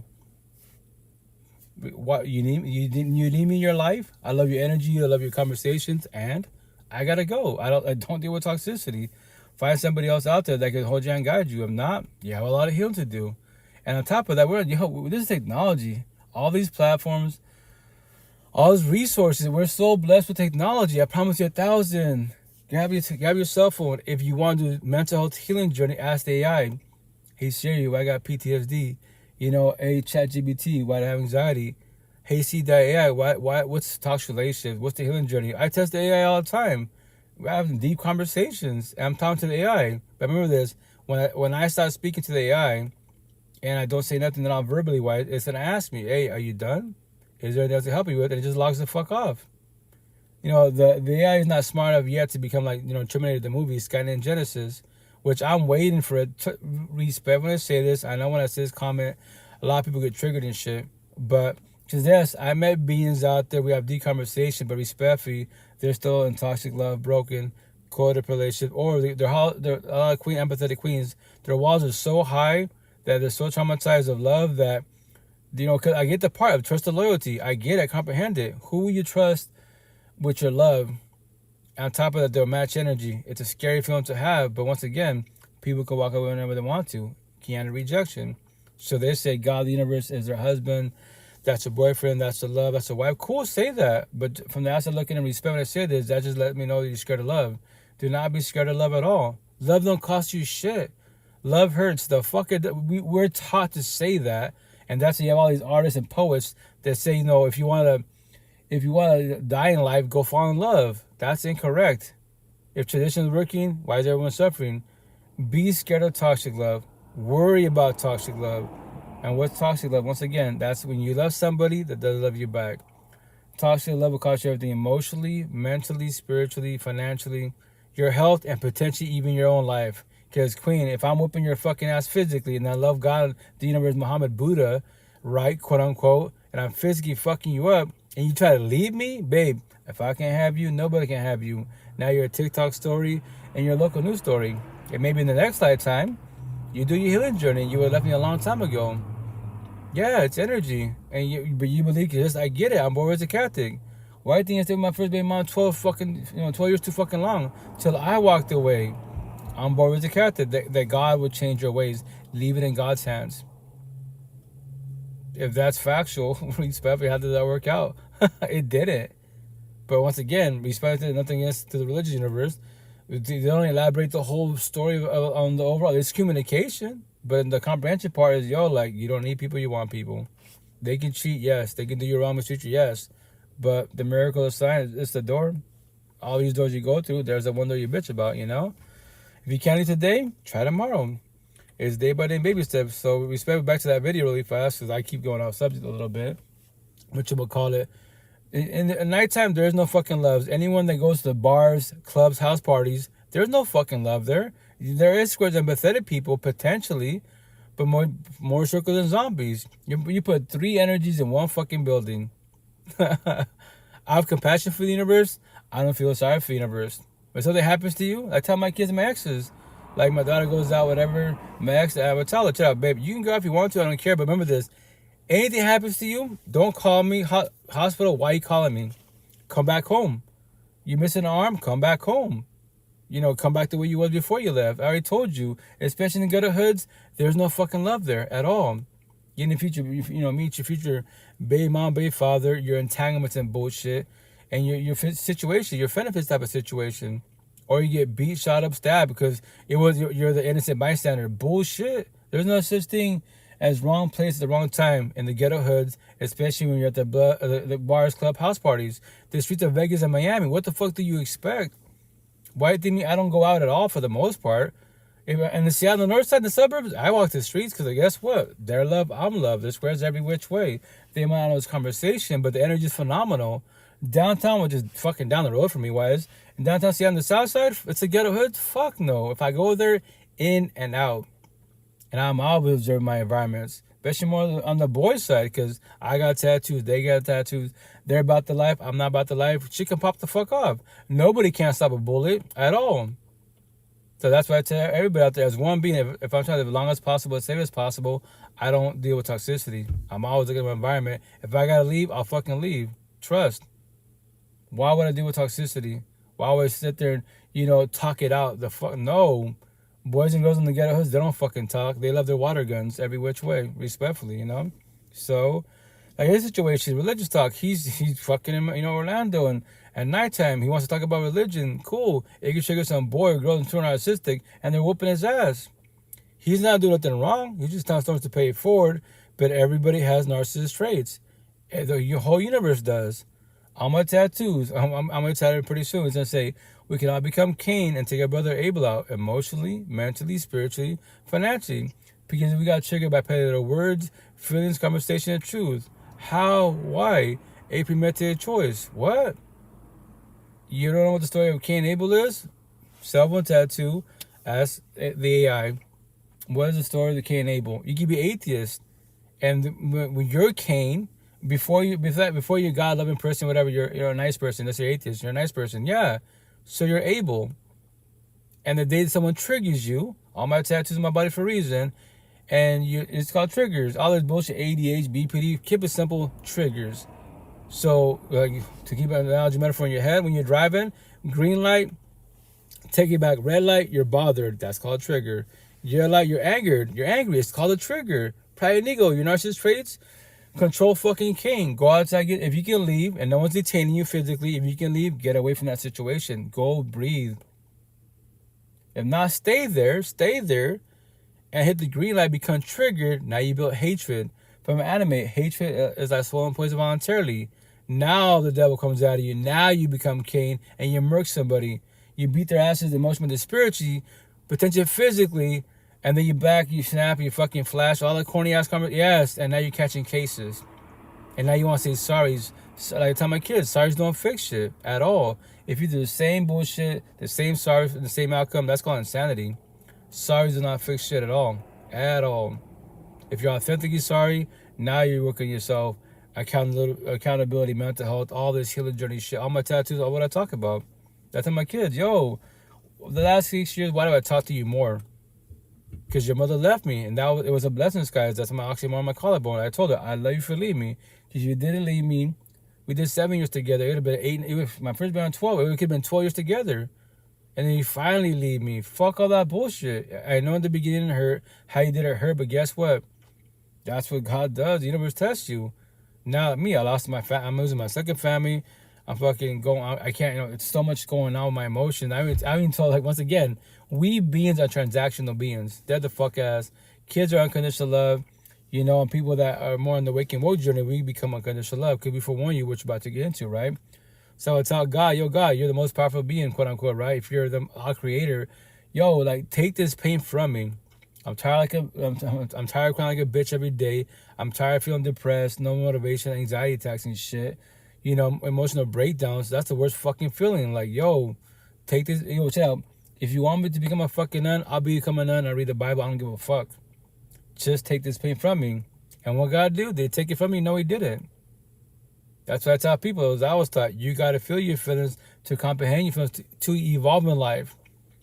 I tell everybody out there, my even supporting tell me, I'm not God. I'm not Jesus, the universe. I can't take this pain from you, but I go and guide you. I can't do that. That's what I tell everybody out there. Nobody is on for nobody. And that's what to forewarn you. When you become in the healing journey and do more in the waking woke journey, you see a lot of people suffer and burn, and it sucks. But the positive, you can be there supportive. But as long as one being, you can control and protect your energy. Because if not, you'd be like doing the TikToks. I help everybody, but then they deplete me, my energy-wise, and then I can't do nothing. I gotta say, hermit crab, stay home and recharge. Yeah, because you can't control protect it. Stop trying to save people. You're not Jesus. You're not God of the universe at all. Be supportive as much as you can. Until, once again, like my message in the beginning, healing journey, I would help people out in the live podcast, my one-on-ones, but they would talk about their exes, it would trigger me. And I would sit there quiet, or I remember like, hey, like, okay, this subject is triggering, I'm going through it now, I would just speak. Can we switch the subject? Please try to respect my boundaries, because I know you want to express yourself, but on my side, I'm going through a breakup still, fresh breakup, healing journey. And I know, you're reaching out to me, which is a positive, but I'm still going through it. But if you want to, we can talk about it another time when I'm healing a more awakening journey type of situation. And yeah, they respect my boundaries, and that's beautiful. That's the intent, best as possible, is to respect each other's boundaries. But to warn you, nobody has to. If they don't respect your boundaries, what are you choosing? What are you doing? Sit there, entertain, ask for validation, listen to me, or be selfish as a positive matter.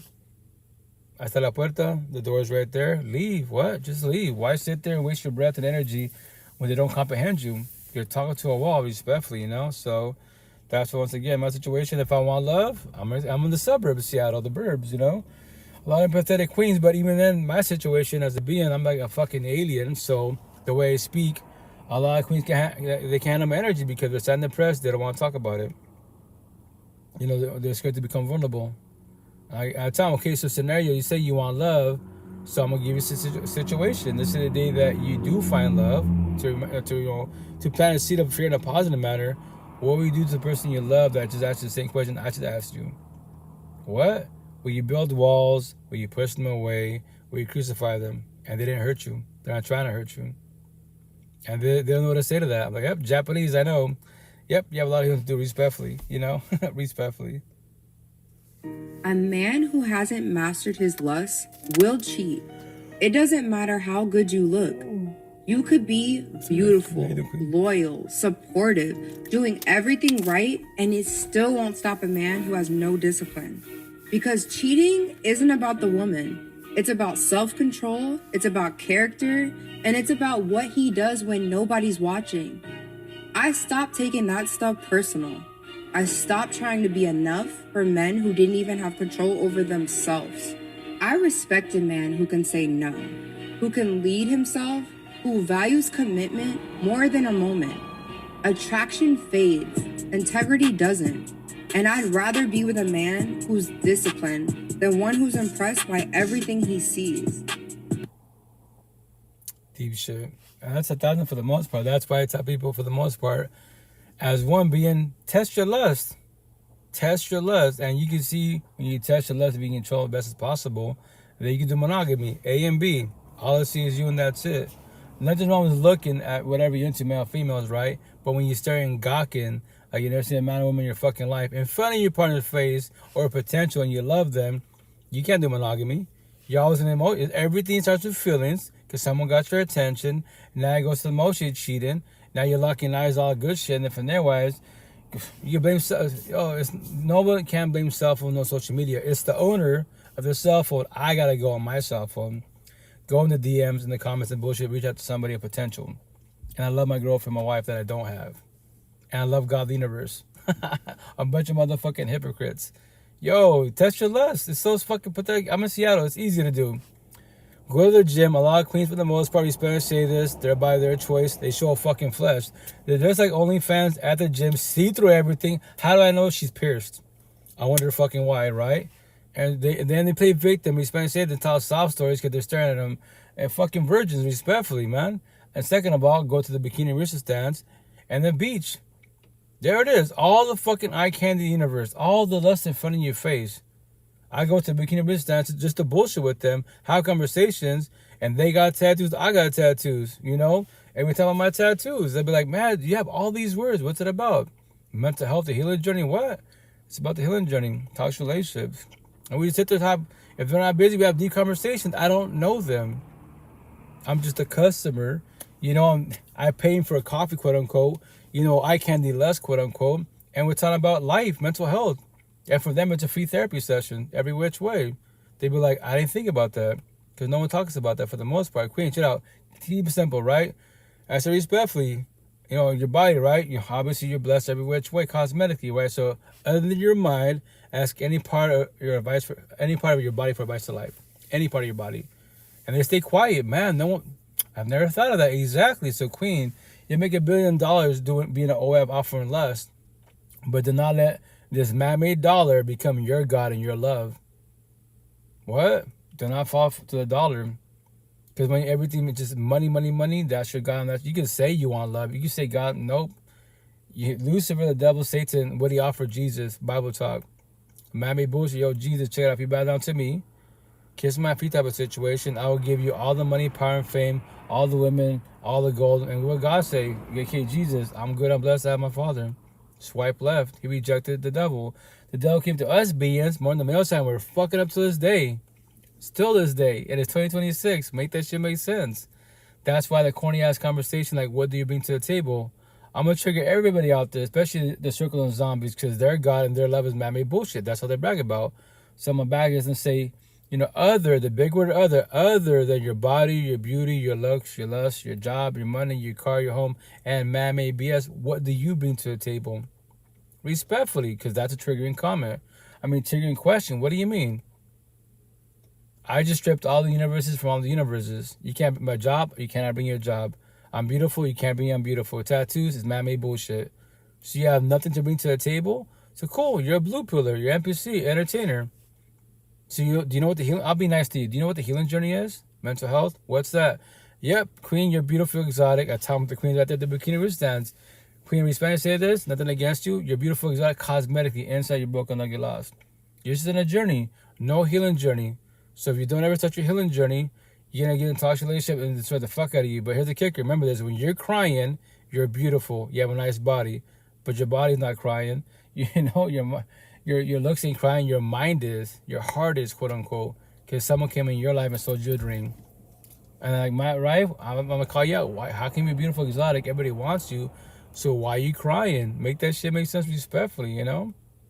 So that's why, as one being, more on the male side, test your fucking lust. And don't keep it 1,000. Do not sell dreams. Keep it 100. You sell dreams. Every which way. And that's why I tell people all the time, I don't give a shit what you believe in. Because I know my God, quote unquote, is not a fuck boy. It's not a fuck girl. So why you fuck girl? Why you a fuck boy? You been the devil? Blame the devil. Watch the series Lucifer. Lucifer says, yo, I'm not God. I can't be everywhere at one time. All these human beings blame me for them, for their fuck ups. Yo, I just planted a seed. Yo, like, check it out. You can go cheat if you want to. I didn't put a gun to that to go cheat. They decided to cheat because that's called what? Free one choice. Every day bug down. Hey, what's up? I think you walk down, gang. How you doing? Every day bug down. We all have what? Free one choice. Everybody does. That's what my back tattoo says. Every day bug down. We all got free one choice. What are you choosing? What are you doing? To be the nice guy, nice girl? To be the bad or the fuck by fuck girl? A premeditated choice where you are not changing your choosing respectfully. That's out of my back. What? So today you're a fuckboy fuck girl. Tomorrow morning when you wake up, what are you choosing? What are you doing? To be a square, the nice and nice, empathetic person. To be a circle, the bad boy, the bad girl, the fuckboy, the fuck girl, the bully, the racist, the worst of all of us. Cause I keep it simple, 3 categories, three paths. You know, the zombie, the addict, and addiction. Fuck the universe, fuck everybody, fuck these feelings. Let me get high, let me get drunk, and go to work. Go for it. Go be a zombie. That's how when I say respect for you. Rest in peace to Munchie. I met her in Bigo. She could have been a potential. The downfall is, as it being like, I don't care if you like do casual drinking, casual marijuana, casual. It's like a casual. But when you need it, codependency, that's an addiction. So she was stuck on the physical addiction, the physical trauma bond, which is called what? Drugs are called pills. She'd be like, oh, I'm drinking the weekend. They go, Munchie, I love you. Every time I video chat with you, y'all was drinking. That's a lot of water. Respect for you. That you can say it's water. That's respect for you. That I know, water doesn't get you drunk and you're falling everywhere. But Spanish says, why do you think you don't go live? Because I see you when you don't go live on Bigo, right? And you know, we video chat and shit. You have monkey bumps. You're light skinned and more than I am. And you got bumps everywhere. You got your ass kicked. Respectfully. Multiple times, I'm sorry, you know, phase out Bruce's shit. Or like, because she fell down the stairs. Because why? Because you had too much water? Yeah. Adult water and shit, you know? And she would try to shoot a shot. Deadass, you don't believe me? Go on my YouTube channel. Go about a year and a half back. It'll say, like, whatever, like, go from January to, like, October of 2025 or 2024, either or. But it'll say, anyways, season 5, it'll for sure say season 4 or 5, but it'll say Munchie. When you see the word Munchie, that's her. Now push play. Remember this. You don't see her physically. You hear someone speaking, and she'd be like, that's my boyfriend. I'll be check out, guys. Here, kicker. Behind the screen, anybody can say whatever they want. Let's I go check out Beagle Squad, Munchie side, your followers. She can say I'm a boyfriend. That's your free one choice. But guys behind the screen, because you're already commenting, yo, King, hey, coach, I thought you were single. No, yes. Remember that. Let me elaborate. On my side, I am single. She could be potential, but Munchie, tell them why it's not going to work out. And we already talked about it. She would stay quiet. And she had beautiful tattoos. She had yin and yang. Her, I believe, don't quote me this, I believe her right arm was like the whole thing with Halloween. So it was like Michael Myers, Jason, Chucky. Beautiful, beautiful tattoos, right? And then her left arm was all like, roses and flowers. Beautiful. So it was yin and yang. So I would say the word zombies. Before she met me, it was the word zombie and that's it. Nothing. People think zombies, right? Like the movies. No, when you hear me say the word zombies, my category, that's all the zombies as an addiction. So I told her, she's like, I don't like the word zombies because Munchie, you know what the word means now, the way I use it. So that's why, it triggers you because you are one respectfully. It's not going to work out. We can try. It's not going to work out. Right? And I told her, like, scenario, let's say we try this. Because, yes, you only have one kid. I have 8. I know you fly from Chicago to Washington State. I already know that. Your energy is beautiful. The downfall, look at the life you live in. And respectfully, your God and your love is that bottle. You don't have to let it, you're scared to let it go. Respectfully, It's not going to work out. And here's the kickers, once again. So for the most part, we talked every which way. And remember this, people will come and go in life. And that's why I tell this story on her side, and I pay it forward every which way to befriend people. Like, if y'all a zombie, right, an addict to addiction, your best friend, your God, your love is drugs, alcohol, pills, your time is limited type of situation. Because this fucking vessel, these avatars are pathetically fucking weak, right? So she would complain about her liver, and she'll detox. Oh, I'm gonna drink a lot of water. And she would drink a lot of water, feel better, cool. But Munchie, your body's talking to you. It's for warning you. You should go to the doctor. I'm okay. You should go to the doctor, get checked, right? I'll be good. I'm like, just drink. School balance, quote unquote. I remember this. Her excuse, I'm a light drinker. I only drink in the weekends. So we talked for about a year and a half on Ambigo and Jenna Wise and behind the screen, Facebook Messenger and shit, chop it up all the time. Beautiful conversations, deep ass conversations. I'll tell Munchie later, I love everything about you. You're a beautiful individual, but here's the kicker. Look at the situation. You're a zombie, and that's a downfall. Respectfully say that. There's so much potential in you, but I can't finish save you at all. I know you love my energy, love conversations, but I can't finish save you. I am not God nor Jesus. Respectfully, when you're ready to start your healing journey and officially let go of that bottle, and I'm still single, potentially we can talk more. But for the time being, you stay friends in a social type of situation. And she would get mad because she's getting rejected. I go, yes, because you're not used to rejection, especially the female queen. Y'all get everybody you want. I already know that. So I know this is different. Other guys behind me, these boys behind me, they won't say this conversation. You would have been flown the same fucking day. Trust, right? So here's the kicker. So we didn't talk for about a week. I remember this. Behind the screen, no one's got to talk to nobody. I'm getting rejected, quote unquote. But my situation, I'll reach out to just to check in. I text her on all our platforms, nothing. So I reached out to the family, and from there I just told him shit out. So I don't, I told her cousin, you don't know who I am, right? But I know your cousin. So she doesn't have to talk to me. That's your free one choice. She can be mad at me that I know I did not offend her, but let's say I did. So I just want to check on her and see how she's doing type of situation. Because I went on, because the cool thing about, technology, if you use it correctly, you can type in people's name. You can type in your own name. If you type in your full name, like my full name, Margarito Yala, Margarito Yala, there's a lot of us out there. But I know me, well, I'm not in Spain, I'm not in Cuba, whatever. I'm here in Washington State, there's all the categories and addresses. That's me, right? So the first part of the first 2 sections of Google showed, her name, an obituary. I'm like, there's probably many of her. And then the third one, there's her picture, and I'm reading, I'm like, oh shit. Man, don't tell me, man. Don't tell me. So I reached out to her cousin. She responds, hey, yes, curious to know, like, I kind of have the answer, but I just want to hear from, if you can please respond, I respect your boundaries. I know I'm a little bit to you, but how did she pass away? She's like, because last week it was her kidney which I knew about the kidneys part, and her liver failed at the same time. So her body shut down. So, and she was only 30 years old, 30 fucking years old, and she's not here no more. So rest in peace to Munchie, you know. And I remember this, I never physically met her, never physically met her in my life. It's just the cyber king behind the screen, right? I shed my little tears. I'm like, that's my point being. This is do my live podcast to pay it forward. She could have done a little bit longer if she did the healing journey and actually ready to detox from the bottle, stop being a zombie, and add to addiction. These vessels are pathetically fucking weak. We all get paper cuts. We all say, ow. Everyone has their own pain tolerance, but we know paper cuts suck and they hurt. Yeah, we all fall down. We all get scared because we're going to say, ow, because we're scared to hurt ourselves, right? Nothing man-made will ever say, ow. I can burn this building down. It won't ever say, ow. It's man-made bullshit. It can be rebuilt. Human beings, yeah, go get burnt. Tell me how it feels, respectfully. Main life is one hell of a trip. Has its ups and downs, facts. Sometimes them downs be feeling like rock bottom. Well, remember this, like Johnny Chang says, you know, everyone's guaranteed death. And that's fact, very factual. I add to it, everyone's guaranteed death. Everyone's guaranteed to hit rock bottom. Everyone's guaranteed to go into toxic love, broken, codependent relationships. I promise you that. What? You're going to get destroyed every which way. I promise you will. And that's, once again, I worked on myself. I tell my kids, you know, I'm here for you. Comes relationship talks, that's my forte. It's easy as fuck for me. You know, they don't comprehend me, but I just tell them, like my one-on-ones, give me a word or a sentence, and that's all I need. I know it hurts to talk about it, right? And you become vulnerable. I know it's different because I was you. That's all I need is a word or a sentence, and let me elaborate. I tell them Bible stories, my personal experience, my one-on-ones, all these stories that I've heard almost 6 years now, and I pay it forward. They be like, yo, how you my head? Yo, queen, king, because I was you. Was past tense. I make it sound so easy, right?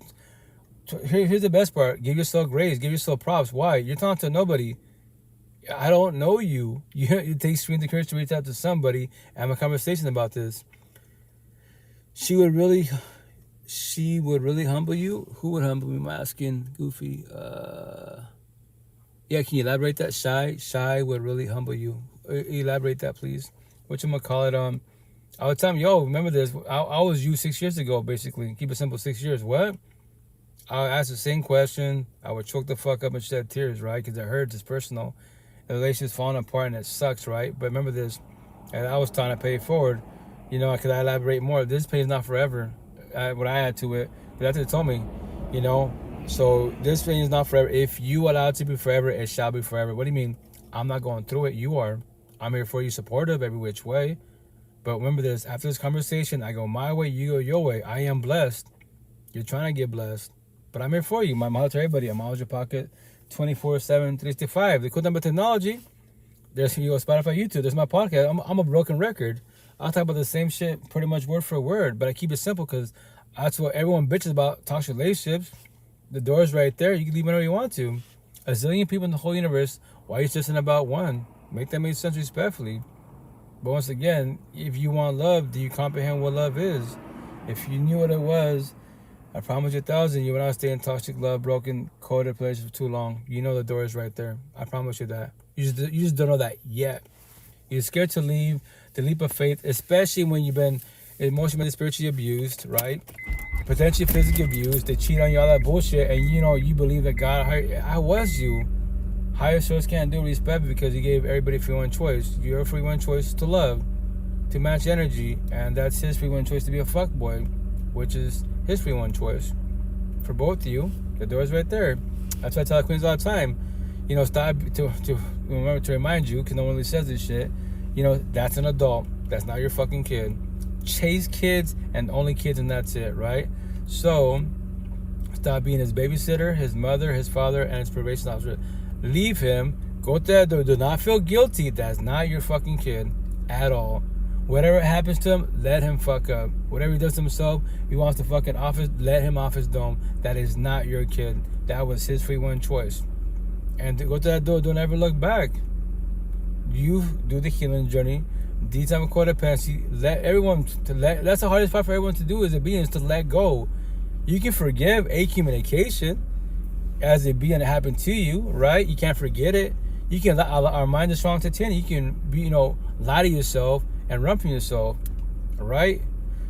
Now, the second hardest part is what? To let go. Let go, do closure for yourself, comprehend why it failed, to do comprehension so it doesn't happen again.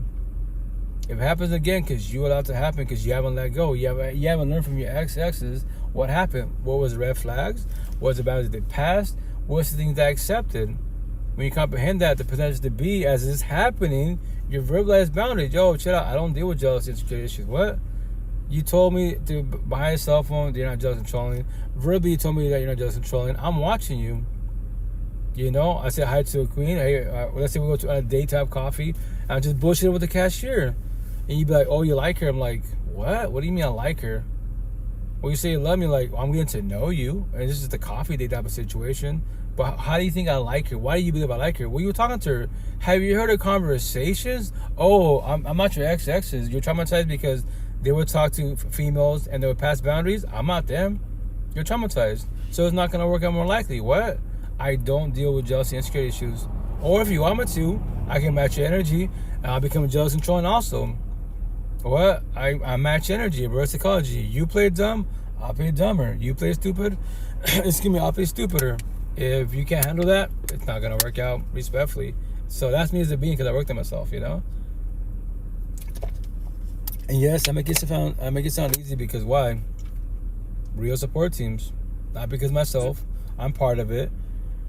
And not because my family. I think it's my family because they know this conversation. That's why everyone's stuck in what? All of us are stuck in what?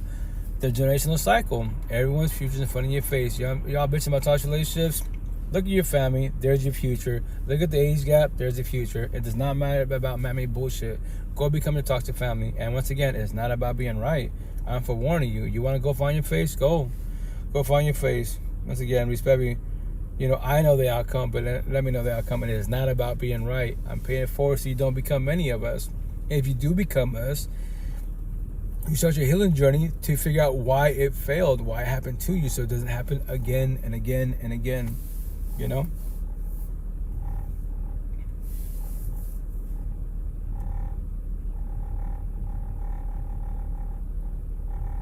So I want you to tell yourself right now, I am enough, I have enough. I am enough, I have enough. I need you to engrave that into your subconscious, into your soul, into your nervous system. You are enough, you know enough, you have enough. Scarcity is a belief system, it's a frequency. But you can absolutely transcend this frequency into what you truly want, which is abundance. Abundance is all around you. This is when you become so full of gratitude for what you already have. Have you ever taken a moment to look around and just be thankful for the present moment that you are in, to be able to exist, to be able to have what you already have right now? Because when you focus on what you don't have, that's scarcity. When you embody what you have and are so full of gratitude for it, that is abundance. And that alone right there will start transcending that energy to be able to receive more abundance in your life. Scarcity keeps you stuck. Abundance is overflow. Transcend your belief and transcend your life. Lesson learned for sure. Yo, that's the intent. That's why everyone comes out of your life as a blessing when they leave with us a lesson, be it positive or negative. There are always lessons to be learned. Once you detect codependency, you want for it to be alone, loneliness. You're lonely. I promise you that. I can guarantee that. But once again, I make it sound easy. But that's the intent, is to comprehend the lesson so it doesn't happen again. So nobody comes in your life, hi ID 110, how you doing? And they don't come in your life to sell you a dream. Don't let people sell your dreams. And we explain it does not matter where you meet them at. Once again, to keep it 1,000, to put fear in people in the universe, the easiest people to destroy, to sell dreams to, everyone that's too codependent of your belief. Are you religious people? Are you spiritual people? Are you atheist people? Are you good people? Because I can tell you, I can tell you everything you want to hear. Trust. Now the question is, to call you out, am I acting nice, being narcissistic, the bad boy, fuck boy, or am I being nice, empathetic, the nice guy? If that's Japanese to you, I can destroy you if you allow me to. And from there, wise, if I try and bond you, I'm not even trying to. Yes, you want to give your all. Now you're stuck with me. Why? Babe, the door's right there. You can leave whenever you want to. Then I feel guilty. What? To think it then is not. That's not correct. If tradition was working, look at your toxic family, all of them. Yeah, respectfully, you know. Nah, Nah, Frizz, you'll rather be lonely at the end of the day than hearing all BS and dealing with dumb people. Well, that's the intent, to be alone and avoid toxicity. And I know, trust me, being alone is scary. But yo, there's so many resources. Why am I talking to you behind the screen? I don't have to be here. Get the fuck out. I've been doing that for 6 years. Almost May 3rd, this should be 6 years doing this. It'd be nice to get paid for what I do, right? But obviously, like, if I'm not pushing my content, my personal content, I push people's content, but not my content too much, right? Which I'm gonna start working on that more. Then I should have been viral, quote unquote viral, a long time ago. In my one-on-ones, like, why aren't you known? Because I'm only one person. I'm doing this all by myself. Like, when I actually do upload my content, that's me. I'm doing, I'm a single father, kids, co-parenting, 2 jobs, one-on-ones, all this by myself. Nobody really helps me for the most part, And to have a real support team, once again, my real support teams, for the most part, they're gone because people will come and go in your life. And no one's got to stay at all, right? So this basically me, myself, and arrangement, myself, and that's it. Nothing more, nothing less, But I don't stop telling a story. But once again, it'd be nice to get paid for what I do. And once again, my face tattoo, I challenge all the universes, 2D through the 10D. Eventually, I'd add 20D in the Matrix. What? Every being out there, I don't give a shit about nothing man-made. Teach me about life, the healing journey, I challenge you in a positive manner. A lot of people on live talking about it. They talk about the healing journey, but once again, they don't emphasize it. They do all this motivational, inspirational, like, cool. Like Laura Wheeler says, motivation is fake. Like the queen I just paid, she's a beautiful individual. I talked to her on her TikTok live, and beautiful energy. But here's the kicker: you can be that motivational, inspirational person, but you're viral on social media. But behind closed doors, how are you as a being? How is your relationship? I preach about the shit to the fullest. Everything starts from home. I do not give a shit about man-made things at all. I'm gonna stand my back to call everybody out, right? Every being out there, whatever you believe are, is the same. Everything starts from home, behind closed doors. Who is the slave master -s? Who is the slave -s? And to reiterate, everything starts from home, behind closed doors. Let's keep it simple, very pathetically easy. Typically, 9 times out of 10, the males are more narcissistic. So my father, there's my mom's. There's 7 siblings, right? So my father's working. We go to church every Sunday. But here's the kicker: when he's frustrated, he whips my mom's ass and 7 siblings. He whips our asses. So my father is a slave master. My mom's a slave. Us kids, 7 of us are fucking slaves. And our father loves us. And we go to church on Sunday. For what fucking reason? A bunch of mother hypocrites. Fucking hypocrites, respectfully. Because they're done with this conversation. Because they're stuck on what? All this conversation, mental health, is one fucking phrase. The what? The generational cycle. Break that shit for yourself, which I did at 39. Now I tell a story. I started becoming all my toxic family from Washington State down to Mexico, back to Spain, the motherland. All of them at 39. None of them respectfully can't teach me anything about the healing journey. God, I tell them all the time, God's not suffering. The Bible's not suffering. You too, as a toxic couple, are suffering behind closed doors. Make that shit make sense respectfully, Social media is fake. You only see what people want you. Oh yeah, no, I know it's fake for sure, but that's why you use it in a positive manner. Like, what? I promise you 1,000. Why am I on social media? Deadass, because my niece and nephews. Why am I TikTok, all these other platforms? Not because myself. My nephews be like, okay, you do your podcast. Why don't you go to TikTok? I'm like, what? This is in 2020. A bunch of kids dancing. No one calls more than that. What? They're talking about the algorithm. I'm a geek techie, but I work in computers. I don't work on social media. But yeah, once again, I promise you 1,000. If you want to do healing journey, your mental health, I promise you $1,000 $1 billion that don't have whatever question you have, whatever you're going through your feelings, ask in the search bar. What's an empath, depression, anxiety, PTSD, the healing journey, mental health. I promise you 1,000. You have all these resources. We're so blessed with technology if you use it correctly. But yes, it'd be nice to have physical beings to have this conversation with every which way. But maybe you don't have a physical beings. You got cyber beings. I don't know you from Adam behind the screen. I do, like, once again, this almost 6 years doing this. I suppose 1,000 queens, and they come and go. And it's the same. They even ask me, hey coach, can I ask you a question? Go for it. You don't get tired of these conversations? No, because I was you. I love it. I'm trying to hold you and guide you so you evolve and get your life back. People will go to church and hit in a line right after chasing it down with the beer. Oh, for sure. Once again, but they're hypocrites because they feel good at church, because they hear the pastor telling a story, whoever's telling a story, and they feel good. and they feel happy, but happiness is fucking fake. Like X says, it's fake. It says I don't like the word happy. I don't happiness. No, strive for joy. Joy's forever. So I say all the time, you can go to church. Wow, look what you're doing in life. You feel good for 1 hour, and you leave church. And now you're back to being a zombie.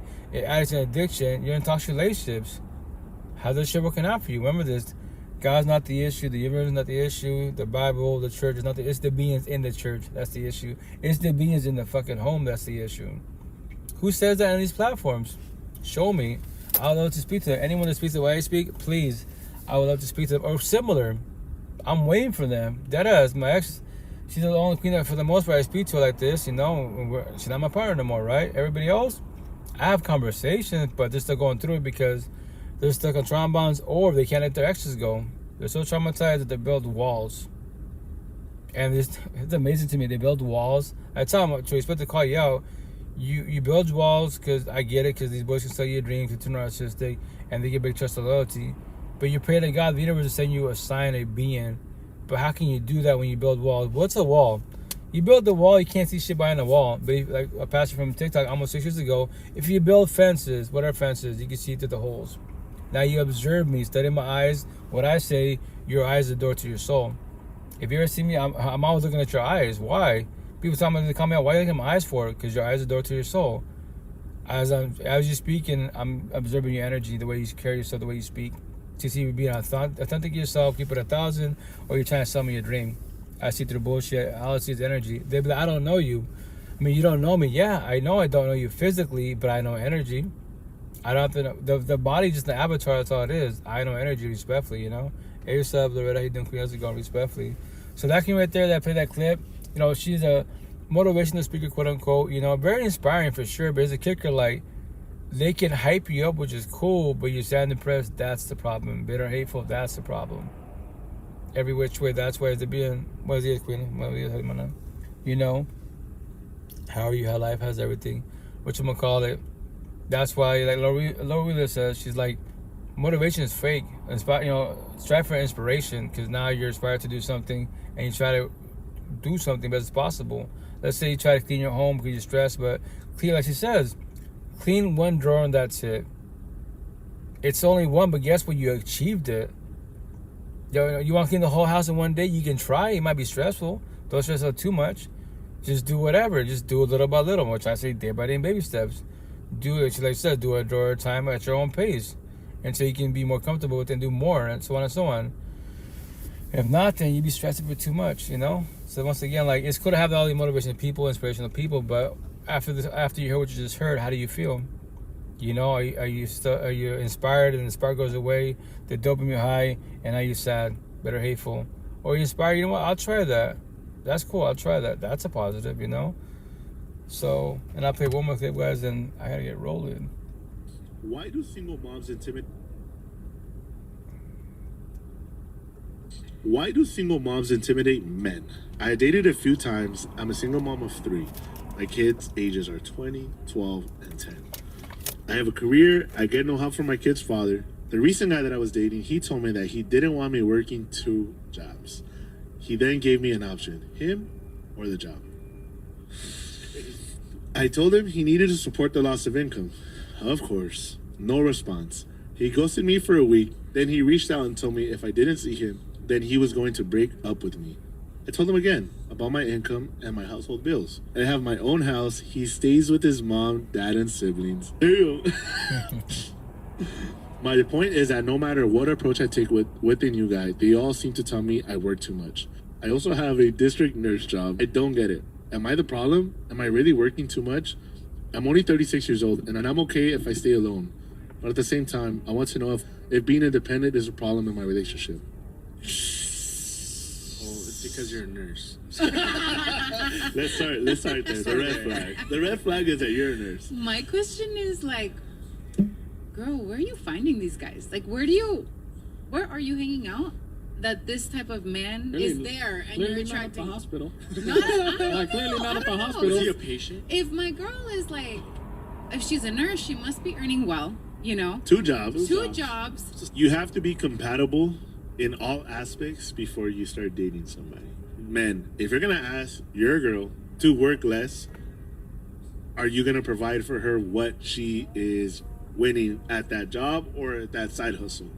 And if you're not ready to do that, don't even bother. Don't even waste your time. Don't even waste your time to even think you're going to be able to do that. If you can't, you can't.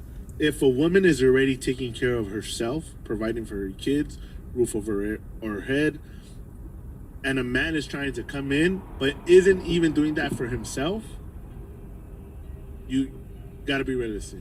Can you even add value to somebody's life when they already got everything going for them?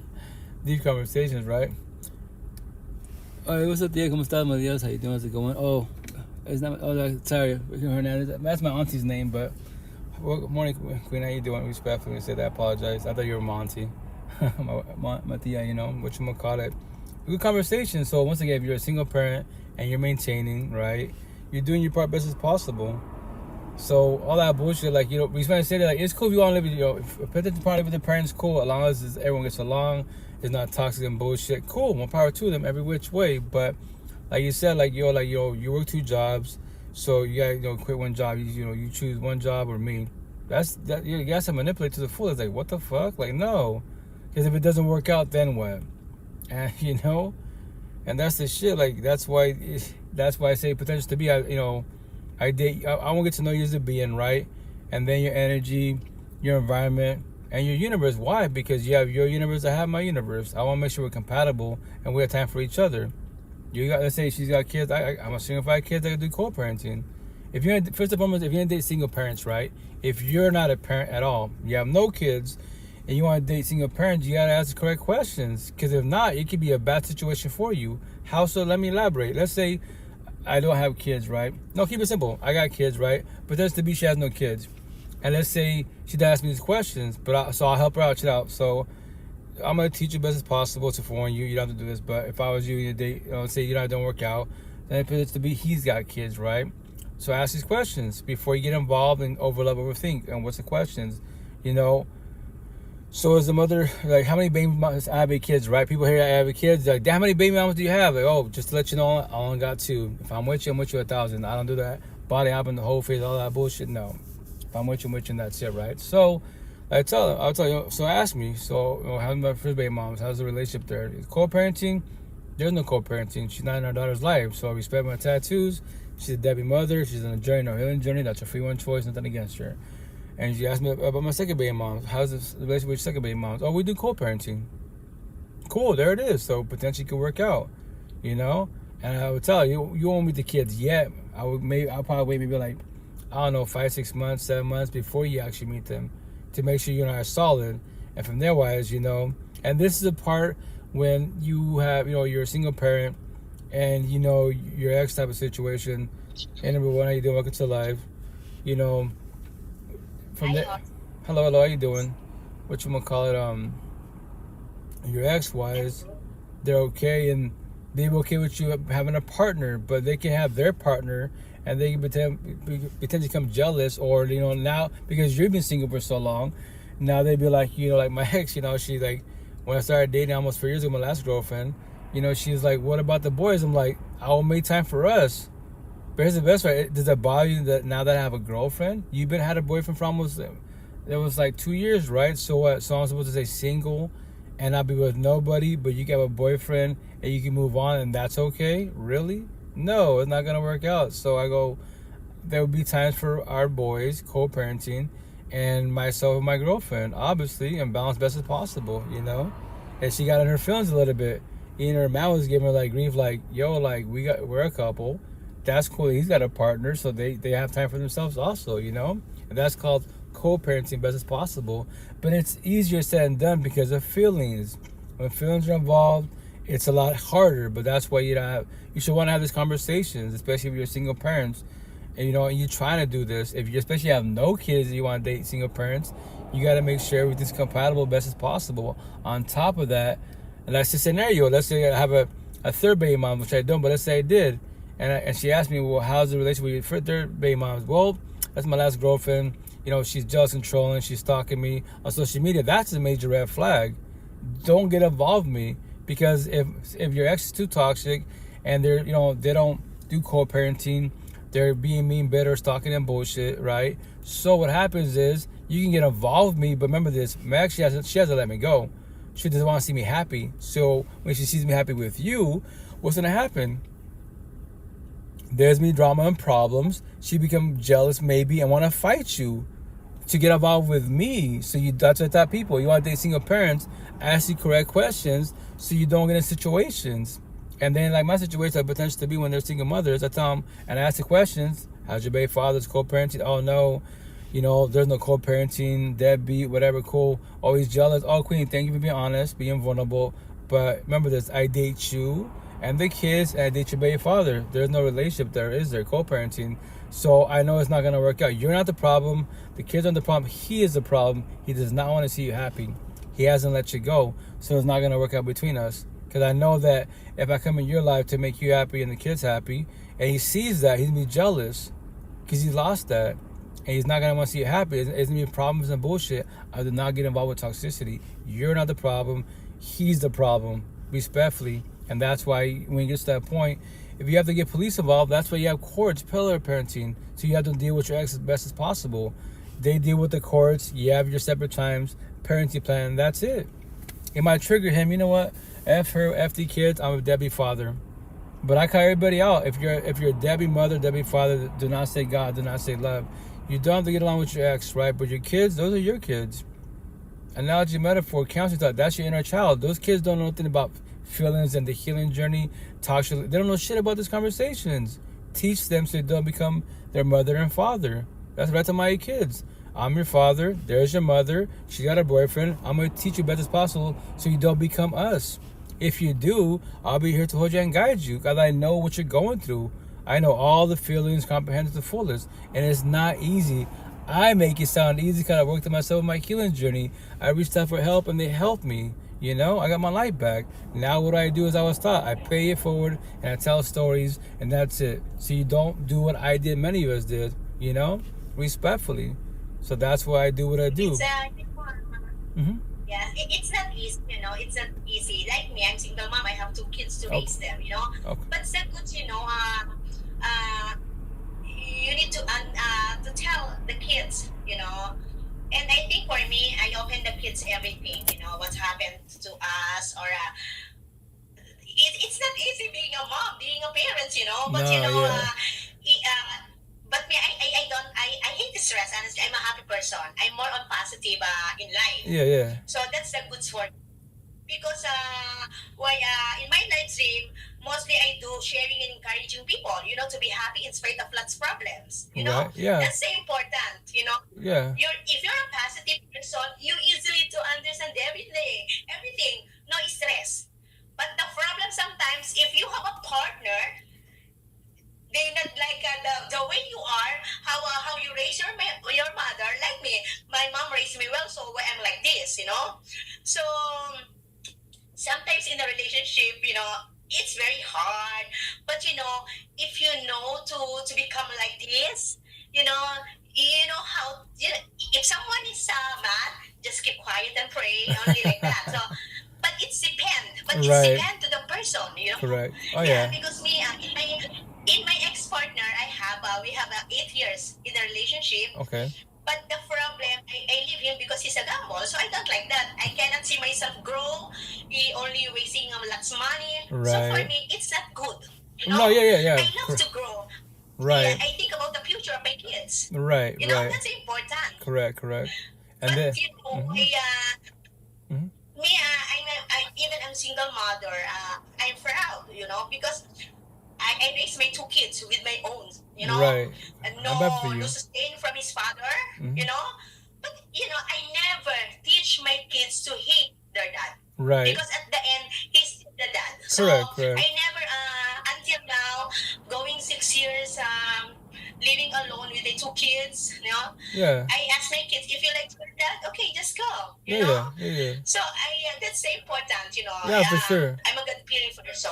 That's beautiful. So I talk to my kids nicely. Yeah. That's beautiful, Queen. Because for me, that's the way my mom raised me. So I'm like this, so I'm proud, That's beautiful. Or it's different, different. But now I realize why some relationship not grow or very easy to broken Yeah. because they don't know how to value. They Right. don't know how to value. Correct. They don't Correct. know how to be contented. Kuya sa my talk, they give everything to her wife.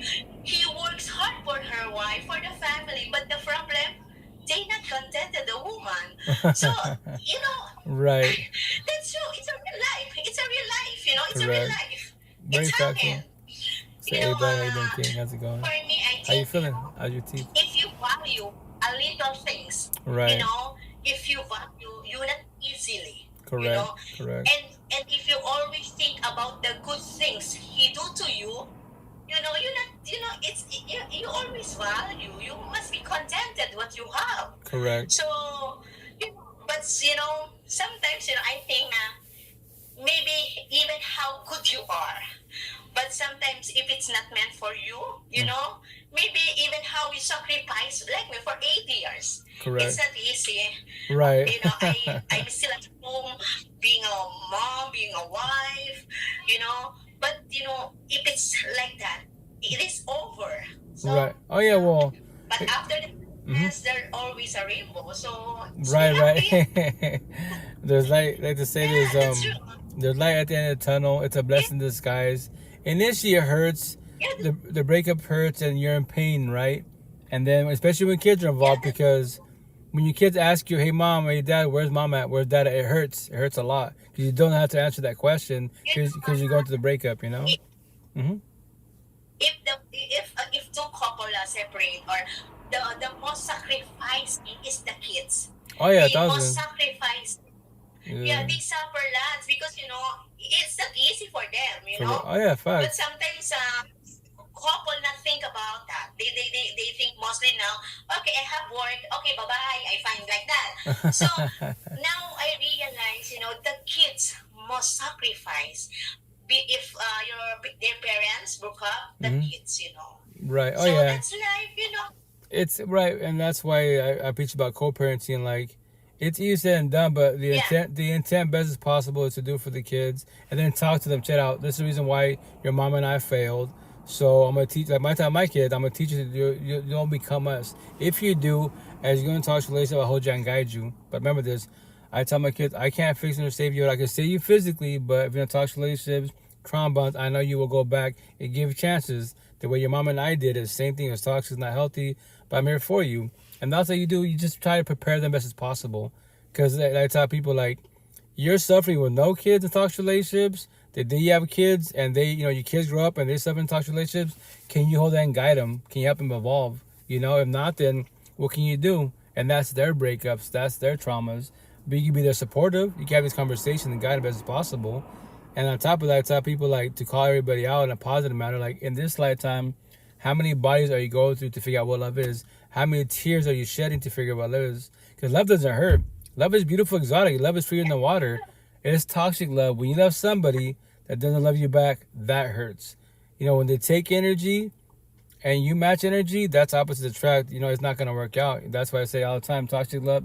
Be scared of toxic love, because toxic love will cost you everything: emotionally, mentally, spiritually, financially, your health, and potentially even your life. Because let's say, number one, let's say I'm your boyfriend, right?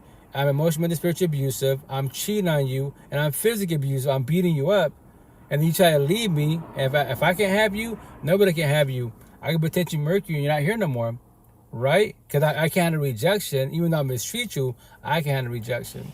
And the intent is not to get to that point, Sometimes I can't believe that mostly mans do problems. Yeah, I know, bro. It's both woman's mans, woman's mans. So I'm not agree to all people says, only the man like that. No, both, because there's a man good, right. and do all for the sacrifices for the family, mostly for the kids. But there are some women, they don't know to value the kind of things that her husband or his husband are doing. That Right. Boy, for me, it's depend. No, yeah. Every couple is different.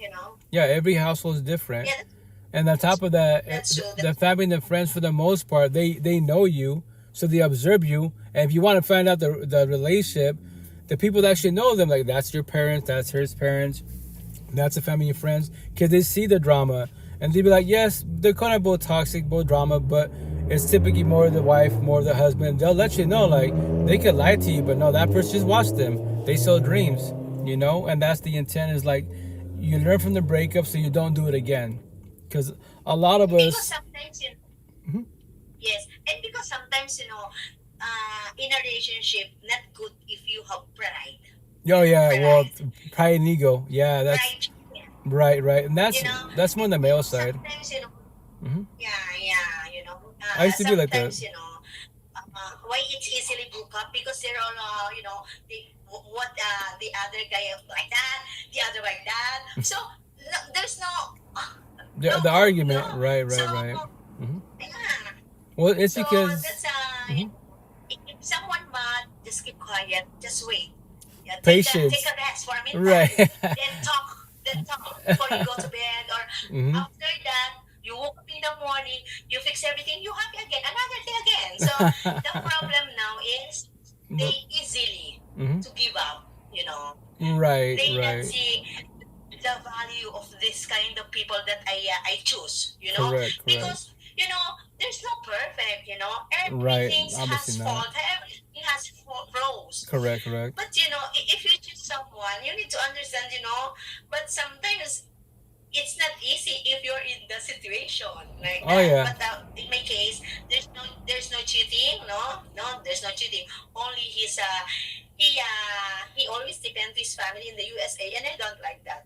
Okay. I like to see a man he stand by his own 2 feet for the family. Right, And right. it's a gamble. So I don't like to stay, in that kind of situation that, hey, are you happy only that you always depend to your family? You stand by your own 2 feet, not Right, to right. depend.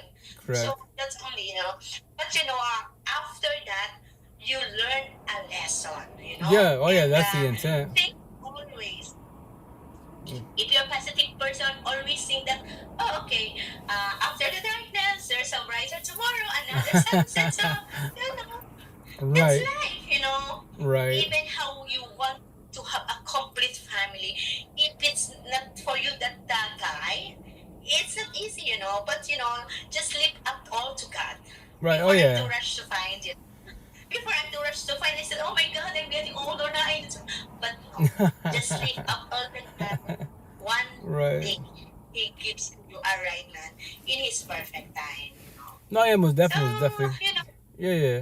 That's beautiful. being Once again. being parents, being a parent to raise my 2 kids, 9 years old and 11, it's not easy because I need to work hard for them. Oh yeah. I need to do all for them. So Correct. I only join here in Vigo.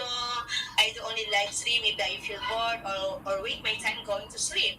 And mostly my live stream has a good purpose Okay. because I'm not here to play to anyone. I'm not here to anyone. Encouraging only that despite all the battles, all the problems, Hmm. everything that has ended. So you need to go with the flows, enjoy life because we only once live in this world. Just be happy, be contented what you have. You have a beautiful car, house. You eat 3 or more than a day. Just be thankful. Right. Because not all have what you want. You have, Correct, So correct. Very that's factual. my point, That's beautiful. Yeah. No, very factual, very factual. Sometimes we not think to be thankful every day if we woke up. Now this generation there are lots of pass away in younger age. Oh yeah. So if you're 30s, you're so lucky because at the age like this, 45, 46, I'm still happy and still alive. Just be thankful. Right. So Oh yeah. we all have problems, but I think just pray. I share this, just pray, Yeah, that's just pray, beautiful. do good and be good. And I believe in karma. Karma is real.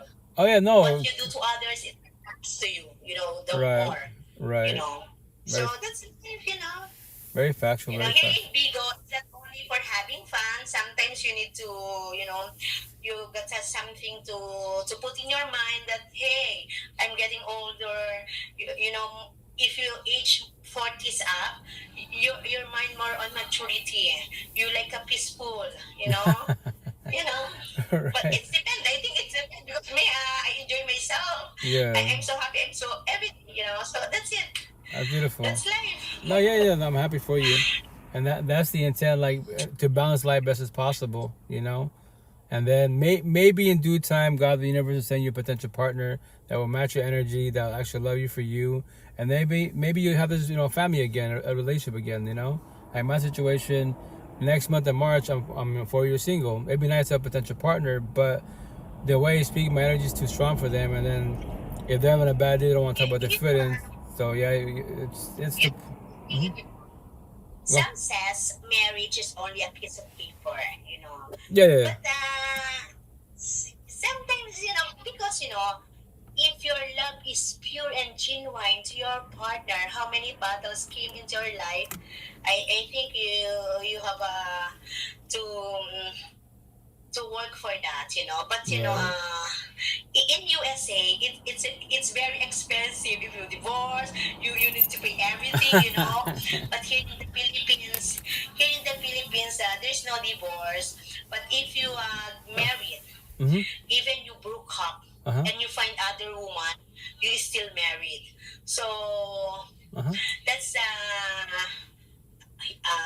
problem here sometimes, you know, because even you like again to marry, if you find another woman, you Okay. cannot be married because you're still married. So Okay. you know, like my situation, my ex-partner that I met, he's married, but they separate almost 8 years or 5 years Okay. before I enter to his life. Okay. So we cannot married because he is still married. Right. Legally So wise. Correct. yeah. So Okay. the friend for me before he go to USA and he get me as a fiance, you know, and in USA we got married, but it's not happened because we broke up. So that's life. Oh well. It is what. Well, Yeah. the intent with the breakups, when the breakups fall apart, the intent is to figure out why it failed, so it doesn't happen again. You know. And that's why, like, okay, like your situation with the casino, right? So he was, you know, his addiction was gambling, right? So when it comes to casino talk, right? So I keep it simple. So for the most part, when people go to casinos, they're there for the prize of winning, right? A prize from the casino. So I tell people to make it simple when it comes to a casino addiction. If you treat life like the casino, remember this: when you go to work, right, and you get paid, that is your money, right? So I tell my kids, scenario, let's say I go to the casino. So the casino's there to take your money. You might win, but it's there to take your money, right? So if I give you $10 and you go to the Dollar Tree, right, you can buy maybe like 5 or 6 items. But the cool thing is you bought something. And no matter what, with your money, you treat the world, the universe as a casino, because whatever you buy with your money, that's a prize. If I'm hungry, I buy food, that's my prize. If I buy whatever for the kid, that's a prize. It's not the casino. The casino's there to take money, not really give money. The problem is what he have. He get he has a job, but his job only for himself. You know, he always go every day. You know, every day going to gamble, to compete arena, Right. raising lots of money To win, for right. the family, nothing. Right. For the family, nothing, but for their own happiness, he have. So it's not good, you know. Right. And now what? It's only for him, and what he have, it's only for him. So it's not good. Well, it's 'cause he's being selfish. Yeah, he's being selfish, and Yeah. yeah, he's being inconsiderate. Yeah, I get it. Yeah. Yeah. Because you know, Hmm. that's a problem, you know. But the most sacrifices is my kids because you know it's not easy to raise them. That I'm mom, I'm dad, like that. Right. But I commend you. it's different because you know, like their age, they growing up, and it's different that there is a dad, you know. Because mom, I am a soft heart, you know, and he's okay. But if that's it's enough like that, so they hey, but that my dad demanded me like that, but it's different, you know. So, Right. but I tell my kids, you know, that what mama have, We can go to the mall. We buy everything what you need. If I have, but if I don't have, just stay at home. Right, right. Oh yeah, no, well it's just to adapt to the environment. If you have it, you have it. You don't, you just stay home. As long as your home is peaceful and healthy and it's beautiful, that's what matters. You know, you have it on earth, so best as possible. Because that financial struggle can be hard. The man-made dollar can be stressful for sure if you allow it to be. So, but as long as you're good with yourself as a being, the kids are decent on the overall, and then if there's co-parenting, then you're blessed. You know, and maybe once again when it comes to potential partner, maybe one day God, the universe will send you a partner. It's hard, you know. It's hard if you have a toxic relationship. Oh my God, I don't like that. Better I'm alone than having toxic relationship. Oh, 1,000. Oh yeah, that's why I don't. That's why I say as a being, I don't deal with toxicity. That's why next month or before you're single, because I don't deal with toxicity. If you have a potential girlfriend to be, if we can't talk about everything, then what are we doing here? If you're having a bad day and you build walls up, you need your space. What are we doing here? It's not gonna work out. So that's what I do as a potential partner. Have these conversations day one off the rip, so they know these scenarios which you're about to get into. Because I don't want to hurt nobody. I don't want them to hurt themselves trying to get involved with me. Because I'm not here to sell nobody a dream. Like, I worked on myself. I know about the healing journey, mental health, all that great jazz. So I just tell stories to pay it forward. And then on top of that, to make sure that you're ready for love. Very important. You have a good communication to each other. You know, and you need you know, because I don't know, because me, I am too much kind. You know. Yeah, empathetic. Yeah. I'm not I if I have upset, I'm always keep quiet. But I'm not the kind of woman that I don't like that. Well, but you know, right, but remember, I saw only in a relationship, you know, you need like that. If someone like that, you need to down. So, you know, it's good, but you're not like that. And you know, it's well, not good. Right, You know? well, that's You the know, part of communication and comprehension. Some patience, A lot of and patience. try to become your partner or what. So or talk after that. But if you allowed him, you know, to say something to you, what you like or what I do, or if a woman knows to accept what her fault, you know, I think there's nothing wrong, you know, because there's no perfect relationship, you know. But the problem is some they don't like, you know, they don't like or they don't have respect to his partner, you know. Yeah. If she wants, she wants. But hey, look first to your partner for being respect to him, you know. You need to respect the partner both, you know. Both sides. Yeah. To couple, you need to work both, not you, man, not you, woman, only two, you know. Right. Best as possible. Sometimes it's easier said than done, but as long as you try on both sides, potentially you can make it work as best as possible. If it's because it's a two-sided relationship and you both try and do communication, B comprehension, then it could potentially balance out. If it's one-sided, it's not gonna work out because then you're talking to a wall and you book about the same subject word for word because he doesn't comprehend. I used to be him, that person that doesn't really like comprehend, because as men, we're not taught to express our feelings, have these conversations. I'm the man, I'm the provider, and that's it. I don't. You're the woman, take care of the house and the kids, and that's it. But when it comes to the conversation about our feelings, yeah. So that's the part that becomes kind of hard. Yeah, you need to work both in a relationship. You, a woman, you need to take care of your husband or your kids like that, because you are one, you are family. Right. You know? Best as possible. But sometimes, Right. Sometimes it's depends. It's depends. You know, even how kind you are. If you have a partner that's a different mindset, it's not. It's not gonna work out. Oh, I know. That's why the intent not to do opposites attract. You know. Yeah. Yeah. Then, you know, I hate like that. Why I said that I'm happy, you know, because I just, you know, even it's hard. I choose myself to be happy. That's my choices, to be happy every day. Correct. You know?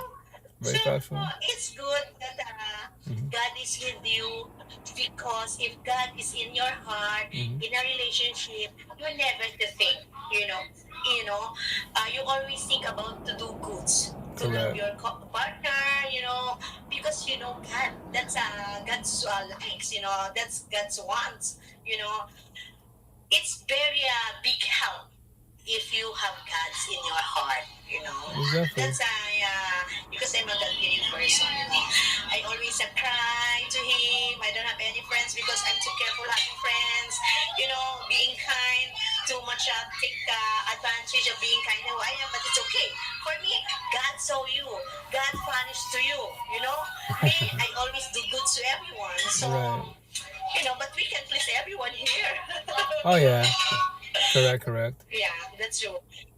Why I less doing my live stream because I said to all, I'm not here to making hurt any man or pulling other people, and I'm not here to grabbing any man. No way.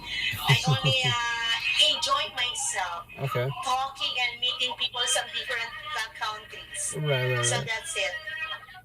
That's Yeah. it. That's it. Yeah. But Life is so short. You need to be happy. best is Do good, possible. speak good, be kind. Right. Best is That's I possible. cannot share, guys. Right. Yeah. Correct. But Queen, nice to meet you. I'm about to get off here because I'm falling asleep. I'm tired. I've been here for almost 3 hours. So next time we see each other, we'll talk for sure. Keep doing good. Nice to meet you. High five. Pound to blow it up. Keep doing what you're doing. Thank you. Have best night. Take care. Be good squad. Love you guys. Okay, Take care. Have a good bye-bye. night. Be safe. Take care, Okay. guys. Yeah. Ciao. Be Bye. safe. Thank Ciao. you. Welcome. Thank you. Sorry, guys. I'm passing out. Beautiful individual, but I'm passing out. So, take that squad. Love you guys. Take care. Be safe. Have a good night. Loretta, everybody on here. So, I just pay forward to tell stories and potentially be on here tomorrow night sometime. Once again, I got to catch up with myself and sleep, balance my life personally as a being because I put too much energy in these live sessions and one-on-ones. And I'm only one being. But I just tell stories to pay it forward. Eventually, once I start pushing content, I can start pushing content soon. So, have a blessed night, guys. Excuse me, sorry, best night on you guys. Have a good night. Take care. Be safe. Take out squad. Love you guys. Ciao. Be safe. Twitch. Love you guys. Be safe. Ciao.